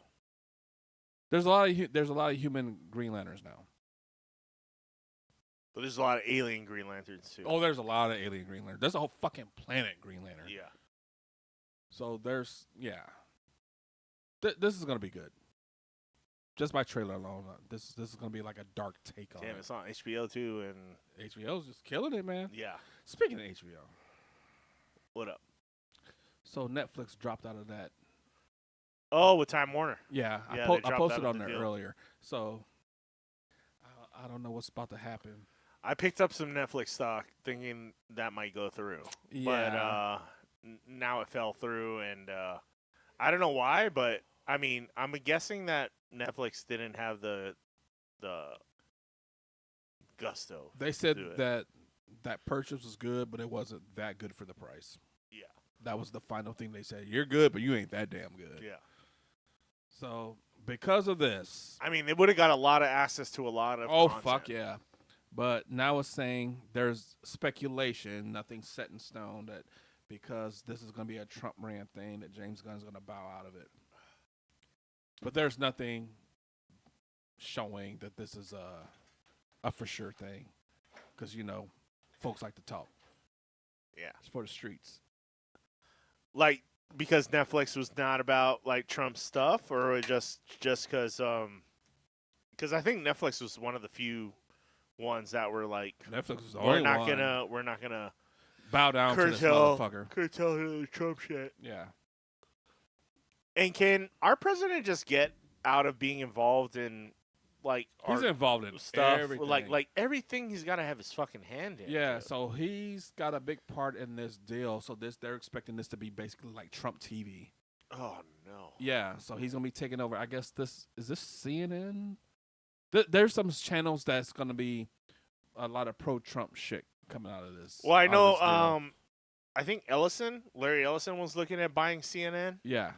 And then it would be like basically all the news networks would be Under controlled that by shit. Trump acolytes. So or we'll whatever. never see, unless you're watching like the streamers. Yeah. You're not gonna see any fact checking shit. Everything's gonna be whatever the fuck he says it is. And then they'll pull whatever they don't like. Right, Things. Like, right. They don't agree with this stuff.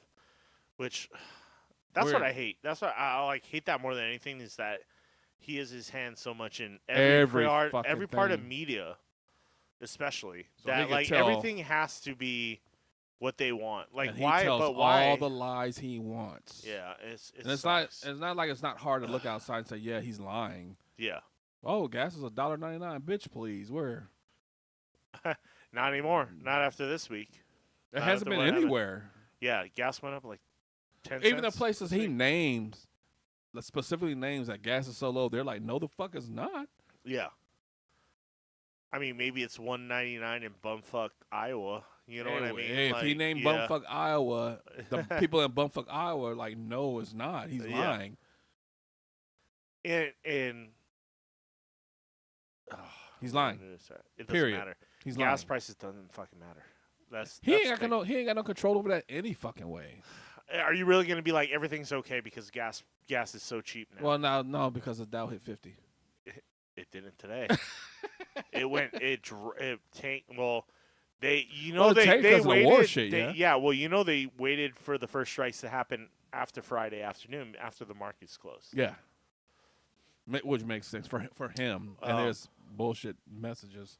I think there was a bet on Polymarket too. There was a guy called like Myanmar or something like that. Lord, Jesus that bet on the U.S. attacking Iran, and he won like retarded amount of money. Right.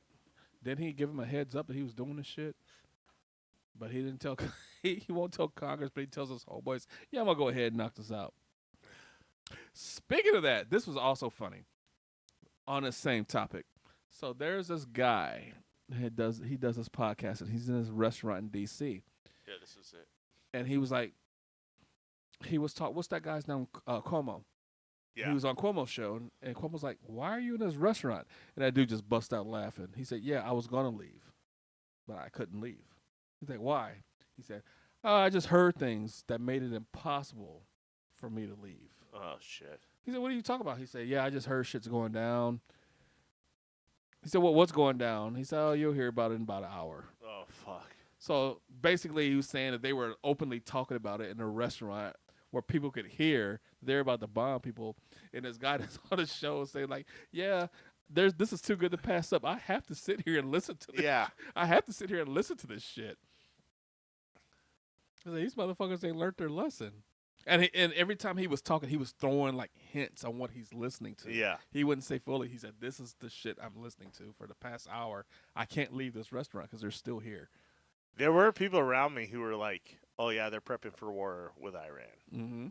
Like, just because we have so much military here, you hear things too. Right. And I can't say who I heard it from, but they were pretty much like, "Yeah, Shit's going down. We're gearing up for a potential war." Yeah, with because they get the Iran." message too. Like, hey, And we hear that stuff every now and then, where it's like, "Oh, we may go in here, or we may start a war here, or this may happen here." Yeah. So that stuff gets thrown around all the time. But there's someone who I knew who was Legit. just like, "Oh yeah, they're ramping up for a war with Iran," and I was like, "Really?" And they're like, "Yeah."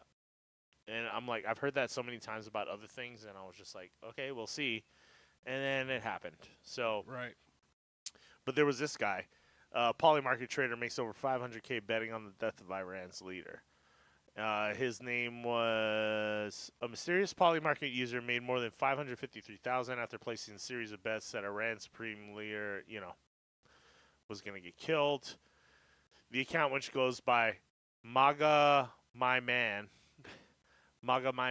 was created in October 2024. It had repeatedly wagered on U.S. and Israeli military actions on Iran. One bet alone, predicting that the U.S. would strike Iran by February 28th, generated $431,000 in profit. Trades have reignited the debate over prediction markets, with the critics warning that the platforms may allow people with advanced or insider knowledge of military actions to profit from war. No shit. It's crazy. Like, you're fixing the market, dude. You are fixing the market. So when these unregulated markets are the ones allowed to, you know, I'm not gonna lie, I've used a couple of them for Super Bowl and stuff like that. Not betting on whether the Iranian We're gonna die. Khomeini dies. I wasn't betting on that, but I bet on like what was Bad Bunny's first song gonna be during the Super Bowl halftime and like all that kind of stuff. But these are unregulated gambling markets that are just legal right now because they are skirting a gray area of the gambling market. But is Trump going to be the guy to crack down on that? I don't think so. Nope. I really don't He's think the one so. releasing the shit. He's telling people stuff. His homies and stuff. So, this will be interesting times, bro. A separate Polymarket user turned roughly $32,000 into more than $436,000 by betting that Venezuelan President Nicolas Maduro would be removed from power by the end of the month. The wager paid off after the U.S. forces captured Maduro on January 3rd. And it's not hard to think that like there's somebody in the government somewhere. I'm not even saying Trump. I'm just saying there could be a close advisor or somebody who just has the insider trade. Yeah, the insider trading. Like to be called MAGA my man is just. Oh, here it is. There's the actual Polymarket wager. Ceasefire by March 6th? No. Okay, so no is at 82.9 cents. So what happens is when you bet on something, you pay 82 cents per $82 per share. And then is it $82 or 82 cents? Or 82 cents, right? I don't know. That's written weird. Yeah, that looks like $99 and a penny. That's written weird. I'm guessing it's 82 cents because that's usually how it goes. So basically, you buy a share for 82 cents, and if you win, it pays out $1. Okay, so basically you're making 18 cents a share, right? If it hits. So if you buy, I don't know, you buy 100 shares at 82 cents, you're buying, a good amount. You're paying $82, right? $83. And then if you win, what's 100 times 100? 1,000. You win like $1,000. Yeah. So here's some betting lines on Polymarket, by the way. It links directly to this guy's account. Yeah, about it. But his biggest win was 195.2K. That's crazy. You can kind of track people's stuff. Like, I don't know anything about this guy, but I can see his whole profile. But this is obviously when he hit that. Jesus Christ! Don't follow this motherfucker. Don't follow him, might bite your ass too. Activity. Let's see. Woo. Woo. So he bet $6,000, 6,700. That the Dow will be. Did he choose up or down? Up or down on March 22. Will Trump nominate Kevin Warsh as the next FedEx chair? He bet $2.17 on that. Will Trump nominate Kevin Warsh as the next FedEx chair? This is interesting. I'm going to go dig through this later because I want to see what he's doing. But maybe he is just some random bettor that just hit it big. Yeah.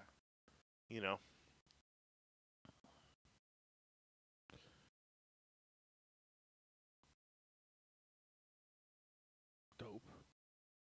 Let's do some hot takes before it gets too late because I There's got all all kinds about of this stuff motherfucker. you can bet on here. There's all kinds of shit on there. Sports, crypto, Iran. Finance. Well, Amazon finished the week March 2. What? U.S. strikes Iran by February 28th. Let's just my hot takes in before it gets too late. Okay, yeah. Out of this We'll go back to it. But interesting. All right, guys. It's time for the hot takes.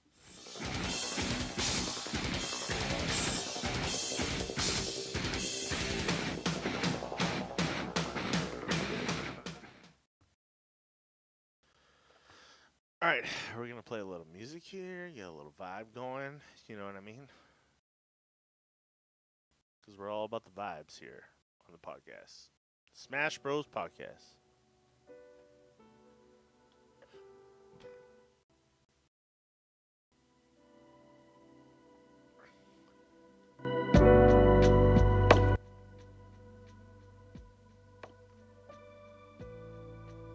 Oh, what? You got a new game? That's the one we did before. The Let's Argue? Yeah. Okay. It's similar. Give me 1 sec. I have to go to the there bathroom. it I'll is. be right back. There it is.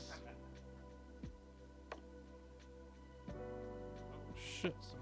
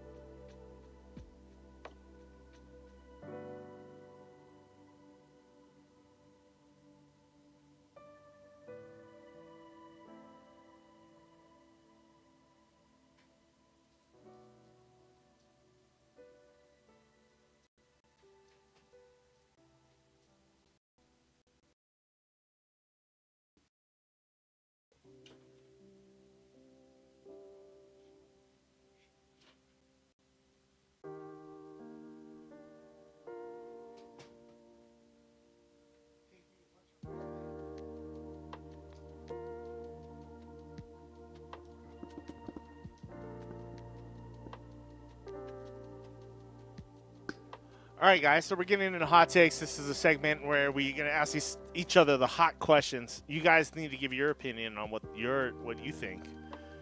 But Emmett's brought some new things to discuss here.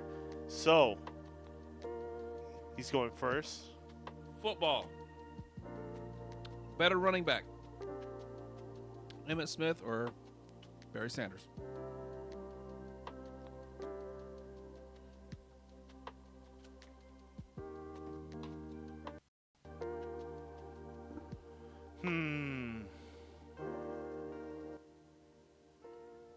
I'm going to say Barry Sanders. I think Barry Sanders would hit the blocks, but he was also, man, I don't know. Yeah, I'm going to stick with Barry Sanders. Why? He was just a truck stick. Truck stick? Yeah, the guy could tank people. He would just tank people. Yeah. Barry Sanders? Are you thinking of Deion Sanders or Barry Sanders? I'm Barry Sanders. I ain't see Barry truck nobody. But he damn sure made motherfuckers miss. Shifty. He was shifty as fuck. Wasn't Barry like... I always get Barry and Deion confused. I know Deion was just like a ballet dancer on the field, dude, when he used to run the ball. What do you think? Barry all day. Yeah. He was shifty as fuck. Emmett had the best offensive line in football. And he was shifty, no doubt about it. And he'd get through the holes and the gaps and he'd outrun people. But I think if Barry had that offensive line and a fullback, because he was still coming out of run and shoot back then,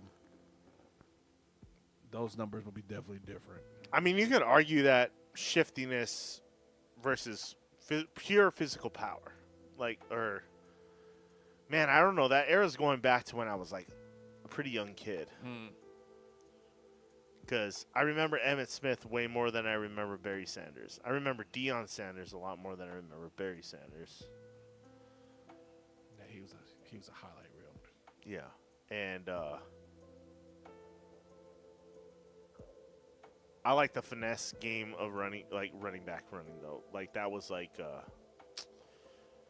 watching an artist do a painting almost the way you would run. You know what I mean? That's what Barry did. He'd make your ass miss. But I also like the raw just power of certain running backs, like Emmitt Smith or like Jerome Bettis, that would just like run motherfuckers over. LaDainian Tomlinson and dude, you remember fucking what's his name from the Buccaneers when he would just fucking truck people? Mike Allstott. Yeah, dude, Allstott. Great white height. Yeah, bro. When he used to just, you would not want to be on the other. Like when he came at you, Derrick Henry's kind of one of those running backs too, where you're just like, you better get the fuck out of his way. Of the stiff arm. And then he'll run like 30 miles an hour after he hits you, and you're just like, what the fuck? Yeah. Man, I don't know. Now I'm second guessing myself because I kind of think I like the more aggressive physical style of running. Like when you can make people shed tackles, not just dodge them.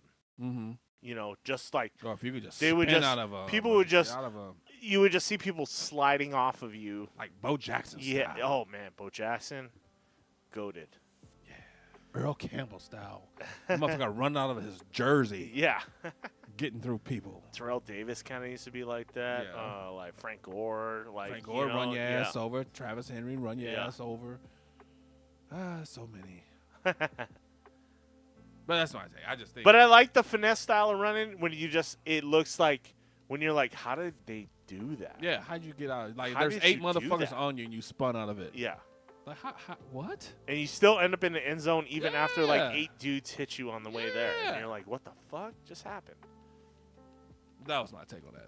Yeah, I agree. We I agreed agree on that one. Yeah, I agree. What you got? Are we working off of your one, It or don't you matter. just got your thing and I got It my don't thing? matter. It's all the same shit. Whatever we can get through. Damn, that looks like a long drawn out. Is that? Oh, that's the rules. Okay. Yeah. That's what I was like. Yeah, why we is- did. This was the first one we did before that one. Let me check yours out. I want to see what you got over there.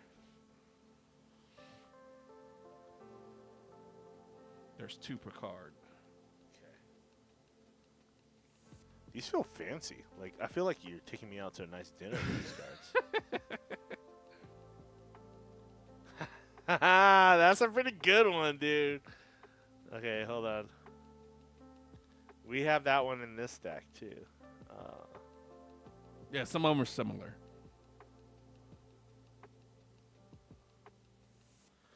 Ooh.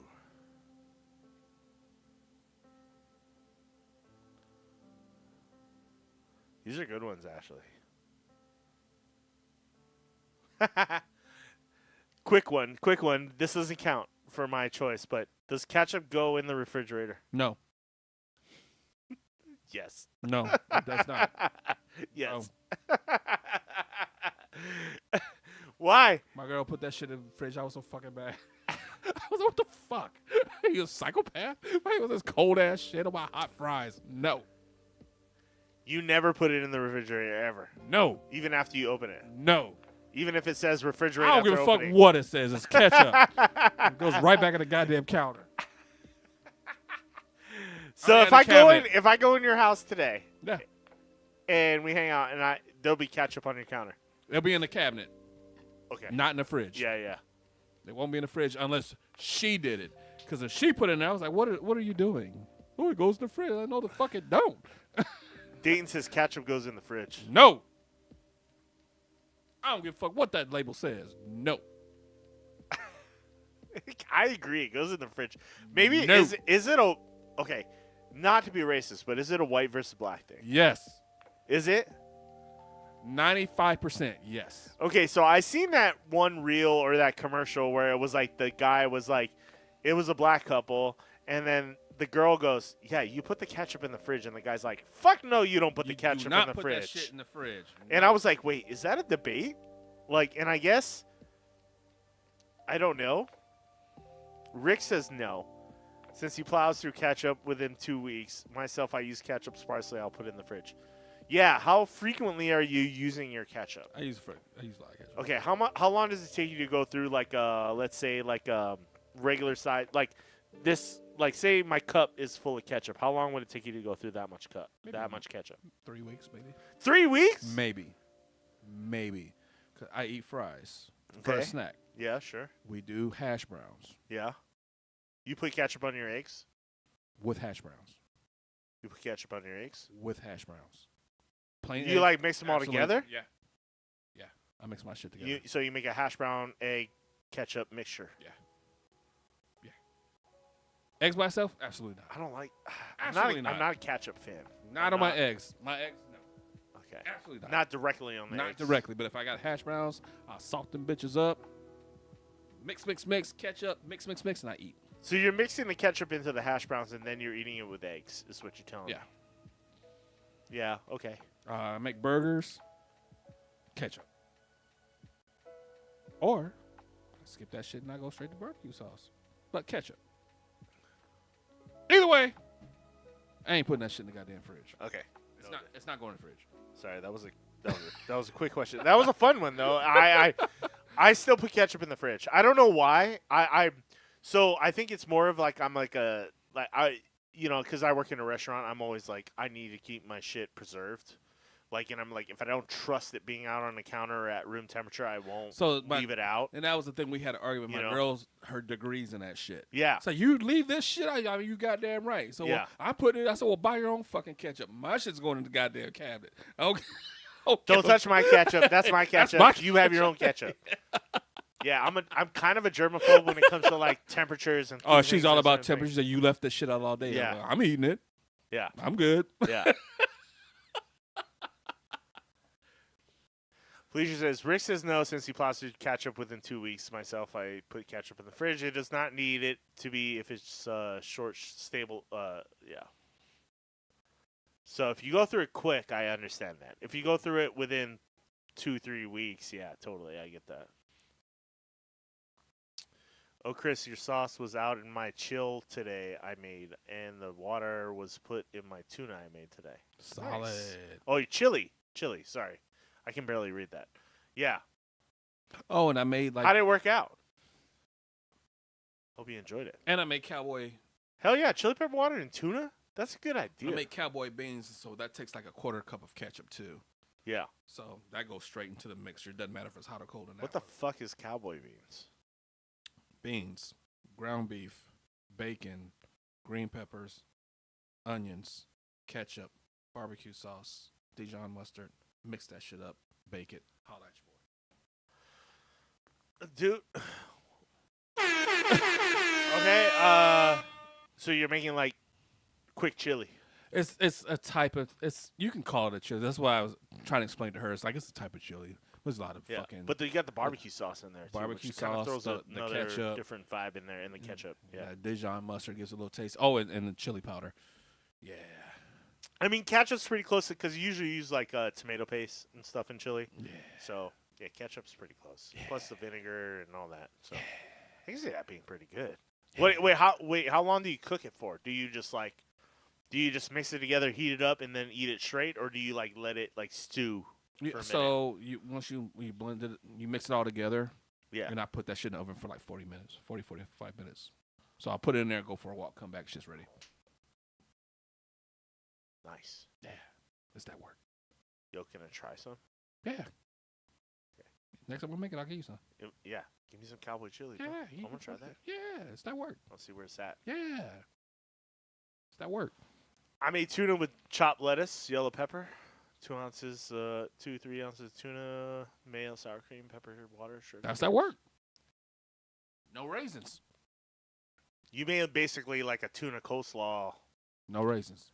Yeah, tuna coleslaw kind of deal there. which sounds pretty good. Yeah, no raises. Good job. I'm proud of you. No raises. Okay, Where'd our music go? I don't know. What did you do? You break it? You broke it.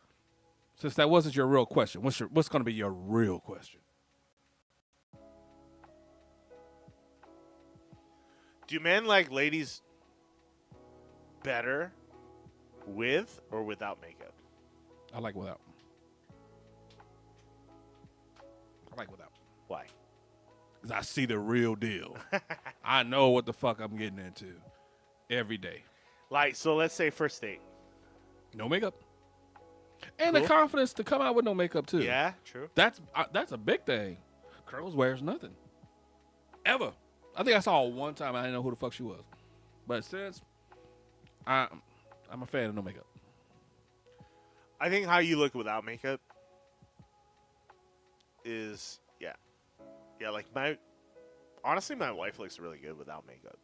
Makeup is not necessary. And I always tell her, I'm like, you don't need to do much. Stop doing so much. Just fucking. But I get the fact that, women want to, like, get gussied up and do the thing. Yeah. But, I'm all about you confident enough and you look good without it. Yeah, totally. Do the damn thing. I'm for it. I'm all about it.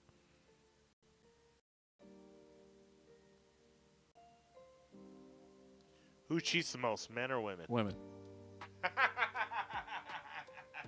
You didn't even hesitate. You didn't even fucking hesitate. Let me tell you something. You didn't even hesitate. I've gone out on a few ladies' nights. I've been invited to some ladies' nights, and I've listened to. And you shouldn't, Felicia. And I've listened to some stories. Jesus Christ, bruh. No, women hands down. Really, bruh? Just listen to the shit. I'm like, y'all ain't shit. They joining the stories that men ain't shit. Bruh. We watched enough 90 Day Fiance. And we watched enough 90 Day Fiance. But my God, the stories that I just sat there and I listened to. feel like it's couldn't believe. 50-50 between the men and the women cheating. It's really hard to say who cheats more, in my opinion. But men just get caught. Yeah, that's true. Women play this game. And even when it God. Even when it is like the man cheating, a lot of people would be like, I don't know. Not that it's right. I'm not saying it's right at all. FYI, before I get in trouble with anybody. That people go, oh, yeah, the woman drove him to be that way. No, they didn't. They didn't. They didn't. That's not fair. And that's the same thing as saying men drove women to do it. Yeah. No, you had that shit in your mind already. You already knew what the fuck you were going to do. I think it's definitely more on the individual that cheated. Yeah, it's an individual thing. You can't say, the person who caused it. Yeah. Right. I'm not falling for that shit. No. If you don't want to be with that person, just break up go. with them. Break Just up with them go. or divorce them or whatever it is. But when they do the thing, I think we need to. What's the shit that they say? We need to slow down. We need to separate for a little bit. Then they we need go some time apart. And then they go chase their whatever. And then okay, I'm ready to come back now. No. What? You already had a plan. No. Yeah. Did someone stick their penis in you? It's not or you. did you? It's did not you you. It's me. Stick Yeah, your bitch, penis I know in it's someone you. else? Yeah, it's kind of over at that point. I think at that point you can't. So what about the hall pass theory? It's a test. It's a test. It's a test. You watched the movie, right? I watched the movie. I found the male one was realistic as fuck. Like, oh yeah, I'm about to tear his ass up, but first I'm gonna get this steak dinner and I'm gonna go to sleep. And then hey man, you know where all the chicks are at? Yeah, Chili's. Motherfuckers get all that shit, get them drinks, and they go home and go to sleep. That's the thing. It's a test. Where I was watching these one videos and there's like the dudes asking. He was asking this couple about the hall pass thing, and the I don't know if she was wife, girlfriend, whatever. She was naming all these motherfuckers, and the dude was like, "Nope, nope." Yeah. He said, "What do you mean, no?" She said, "No, it's a test," which she obviously just fucking failed. Yeah. He said, "So yeah, so this is our last time hanging out," because she went on a long list of all the dudes she was fucking that she was gonna fuck, or if she could. Yeah. And then it said, well, she didn't say that she did. He said, yeah, but she's willing to. But you're so confident that it's mostly the women's fault? Absolutely. No, I'm not saying at fault. I'm just saying that they are about that life. They're sneakier. Way sneakier. Well, men just... Yeah, but sneakiness doesn't necessarily mean that it happens more. Well, this is the discussion we're having. So, yeah. So where it looks like men do it because men get caught more. I think men are just stupid idiots. Men are stupid idiots. So they're more willing to do They're it. more willing. Well... You know what I mean? You know what I mean? Men are just giant fucking Neanderthals. If I had never gone on a few ladies' nights, I'd be 100% with you. Yeah. But these women, I ain't gonna call them bitches because I'm still kind of cool with some of them. But the things they told me that they do. Yeah. I don't even know how I'm friends with you. You're a piece of shit. You're a piece of shit. I know, but still, he loved me. I'm like, oh my God. Why'd you do that? I don't know. I think men do it more than women.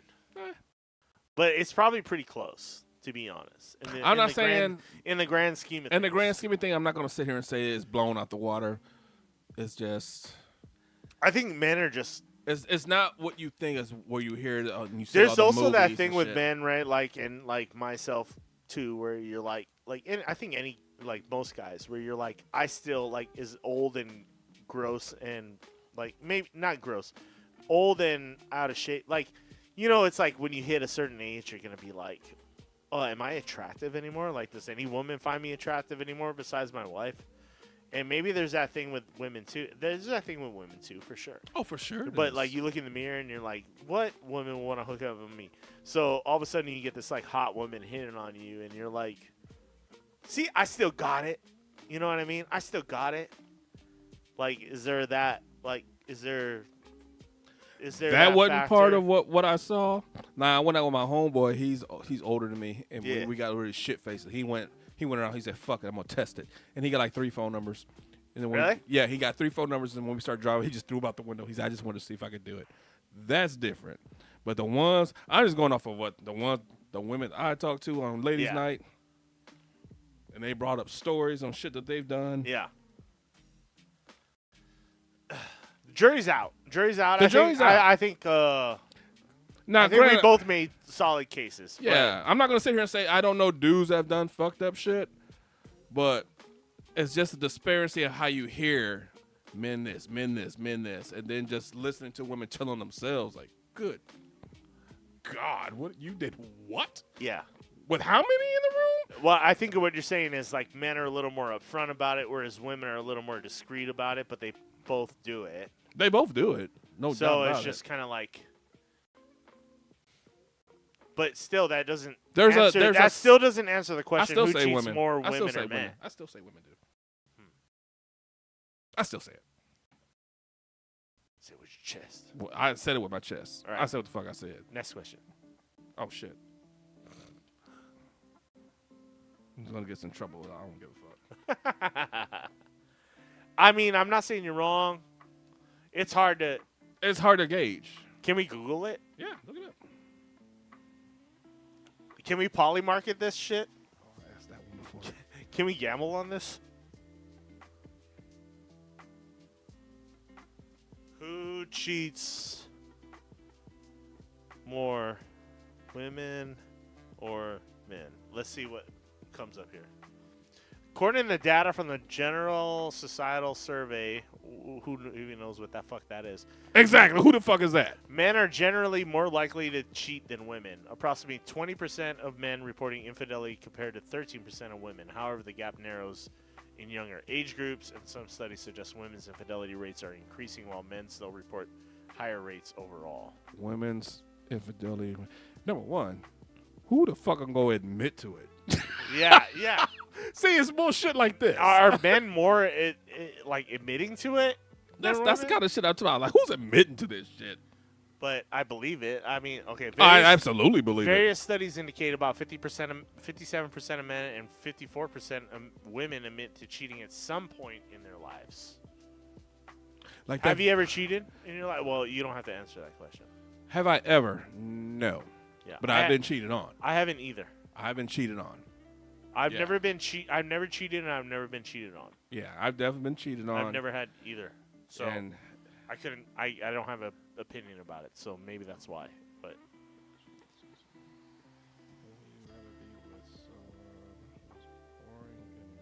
interesting. Would you rather?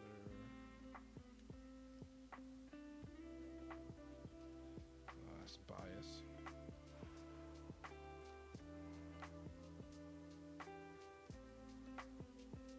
Now I've had women drag me along, to get shit, and then I went along with it for a minute. Yeah. But then I eventually cut that shit off. But I've never been cheated on, at least as far as I know. Yeah, I had to put some things together in my head, like, oh, this bitch ain't worth a shit. Yeah. Let me get the fuck away from this. Yeah, that I've had. I've been through that.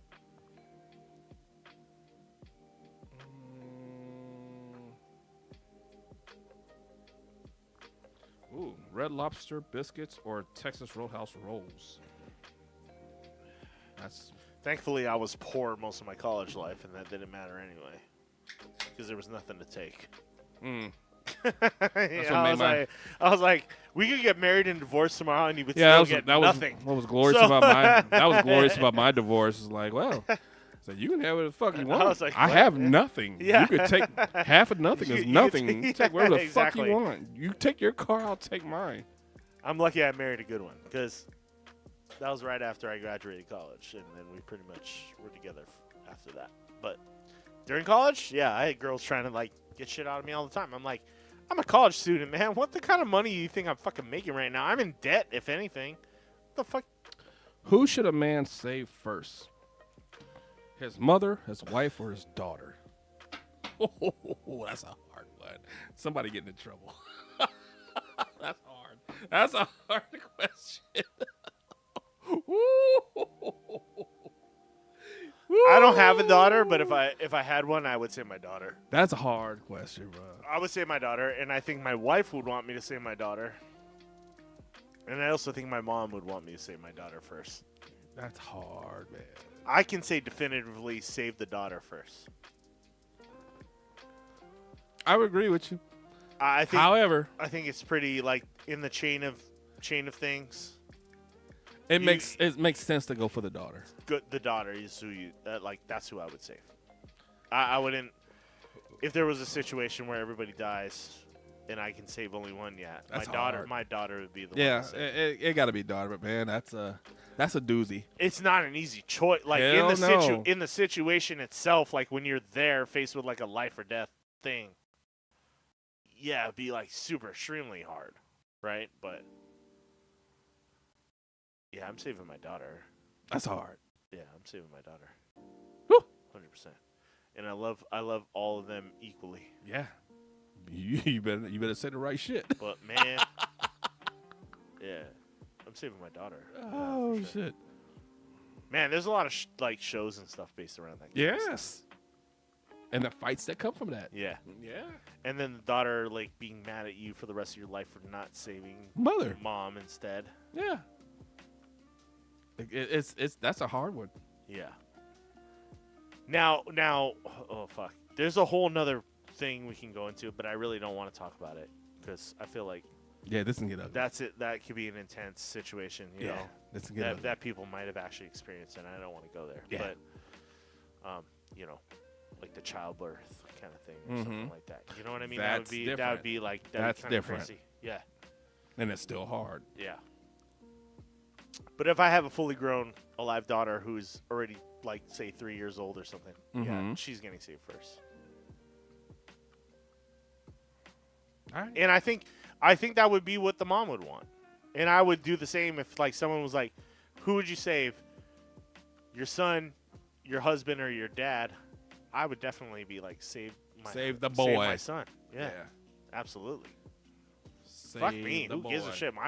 I've lived my life. I don't give a fuck. Kill me. Yeah, Save my I've son. lived my life. Yeah, I would 110% be that and get way. me the fuck away from you. Yeah, I lived my life. So I'll meet you up there later. I'll meet you on the other side. I'll meet you up there later. But make sure my son lives. Yeah, totally. Yeah, totally.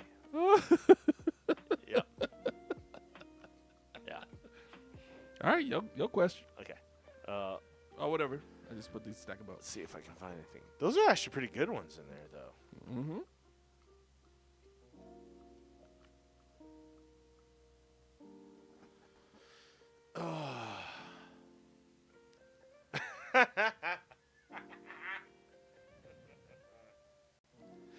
Hooking up with hooking up with step sibling is incest. No. Not incest. Step sibling. No. Okay, what if it's your... Wait. They ain't blood. What if it is? You just... Well, that's incest. What you talking about? Wait, you can have a stepbrother, right? Or a stepsister. I'm sorry, stepsister. If it's one of your parents still. What? Yeah, so if your mom marries another dude and they have a kid, that's still your step sibling, right? If he comes with kids already, it's not. Now, if they have kids, that's your blood. So that's wrong. See, that's tricky. I'm confused. Wait. If your mom hooks up with a dude that already has a kid, they're not blood. So your mom and your dad have you. Yeah. Your mom divorces your dad and your mom has a kid with another dude. Your mom. Yeah, if your parent has a child with someone else, that's a no-no. That's a step sibling. Though, That's right? why I said. So what I said was, if he comes with or she comes with someone that already has a kid, fair game. Yeah. But if the parents mingling, yeah, that's your blood. That's no good. You can't do that shit. You can't do that shit. You can't do that shit. That's wrong. You can't do that shit. That's gross. Right, but if it's a kid from another marriage that isn't related like to Brady you, Bunch type shit. Yeah. Fair game. Yeah. Like Clueless shit. Fair game. But yeah, if they're co-mingling, so your mom divorces your dad, and your mom hooks up with a new guy who has kids already. fair game. You might know that motherfucker already. Who knows? Yeah. But if she's popping, I mean, there's a whole porn genre. Yeah, around if she's popping puppies out with this dude, you can't fuck with that. Yeah, but if it's the way I said before, they're technically still a step brother or step sister, right? Technically. Right. Technically. So you gotta adjust the parameters. There's no blood. No blood. No blood. If there's blood, no yeah, love. you ain't touching that shit. With But blood, I'm technically with related. blood. I'm really with blood, no love. No blood, no. Yeah. Go for it. No blood, no blood, all love. Say that about a lot of things. That's so weird though. It is weird. That'd be so weird. Like, imagine that family dynamic sitting down at Thanksgiving and you're like, I'm married to my stepsister who is also, we have the same parents basically. Yeah. That's weird. That's fucking weird. I'm sure it's happened. I'm guaranteeing it's yeah, happened. it's good. Guaranteed it's happened. So yes, if you have them, daughter, wife, mother, all depends.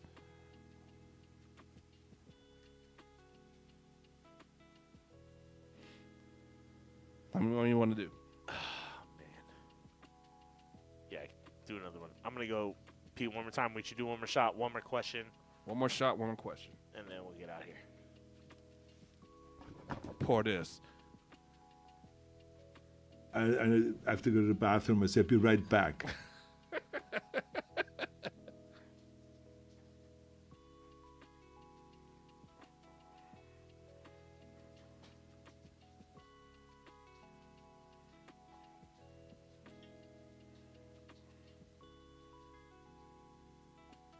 Oh shit.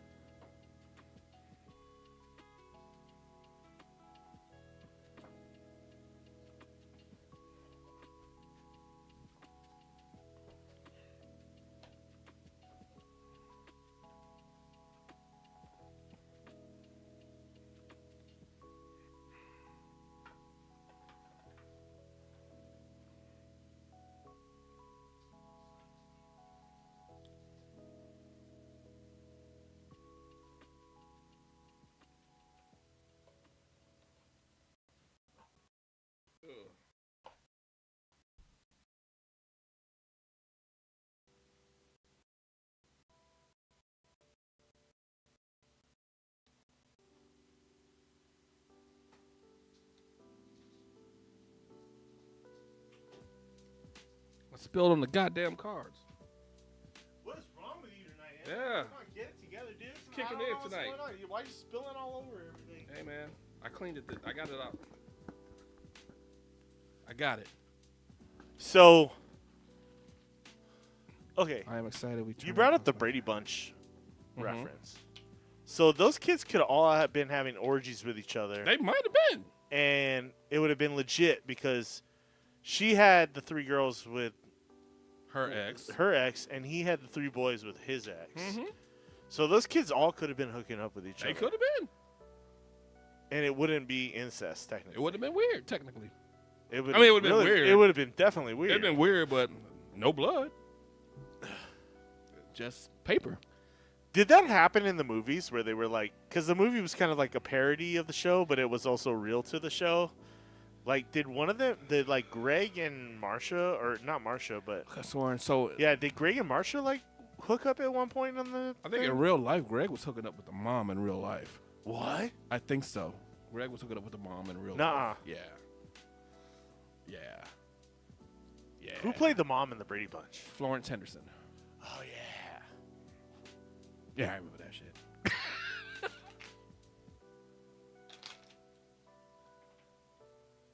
Guaranteed there's like Brady Bunch. No, there's probably all kind of stuff out there. Because the dad was gay. Yeah. I remember that. But I think Greg was doing it with the mom. The dad was gay?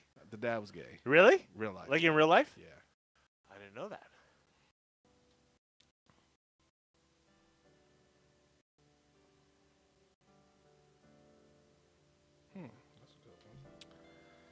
I'm excited we turn the clocks back this weekend. So next week it'll be back at 9:30 versus 10:30.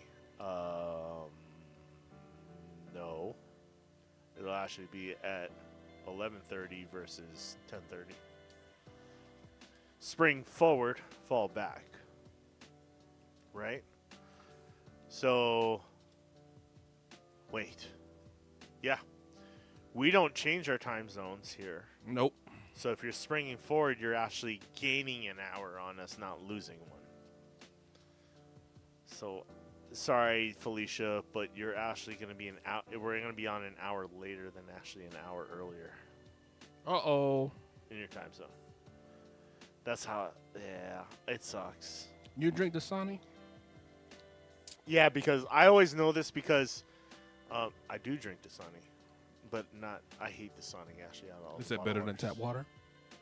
Here, no. On the mainland, yeah. Shot before I spill something else. Yeah. I got it bad today. Yeah, I know because I know when we start the football season, the games start at 7 a.m. here.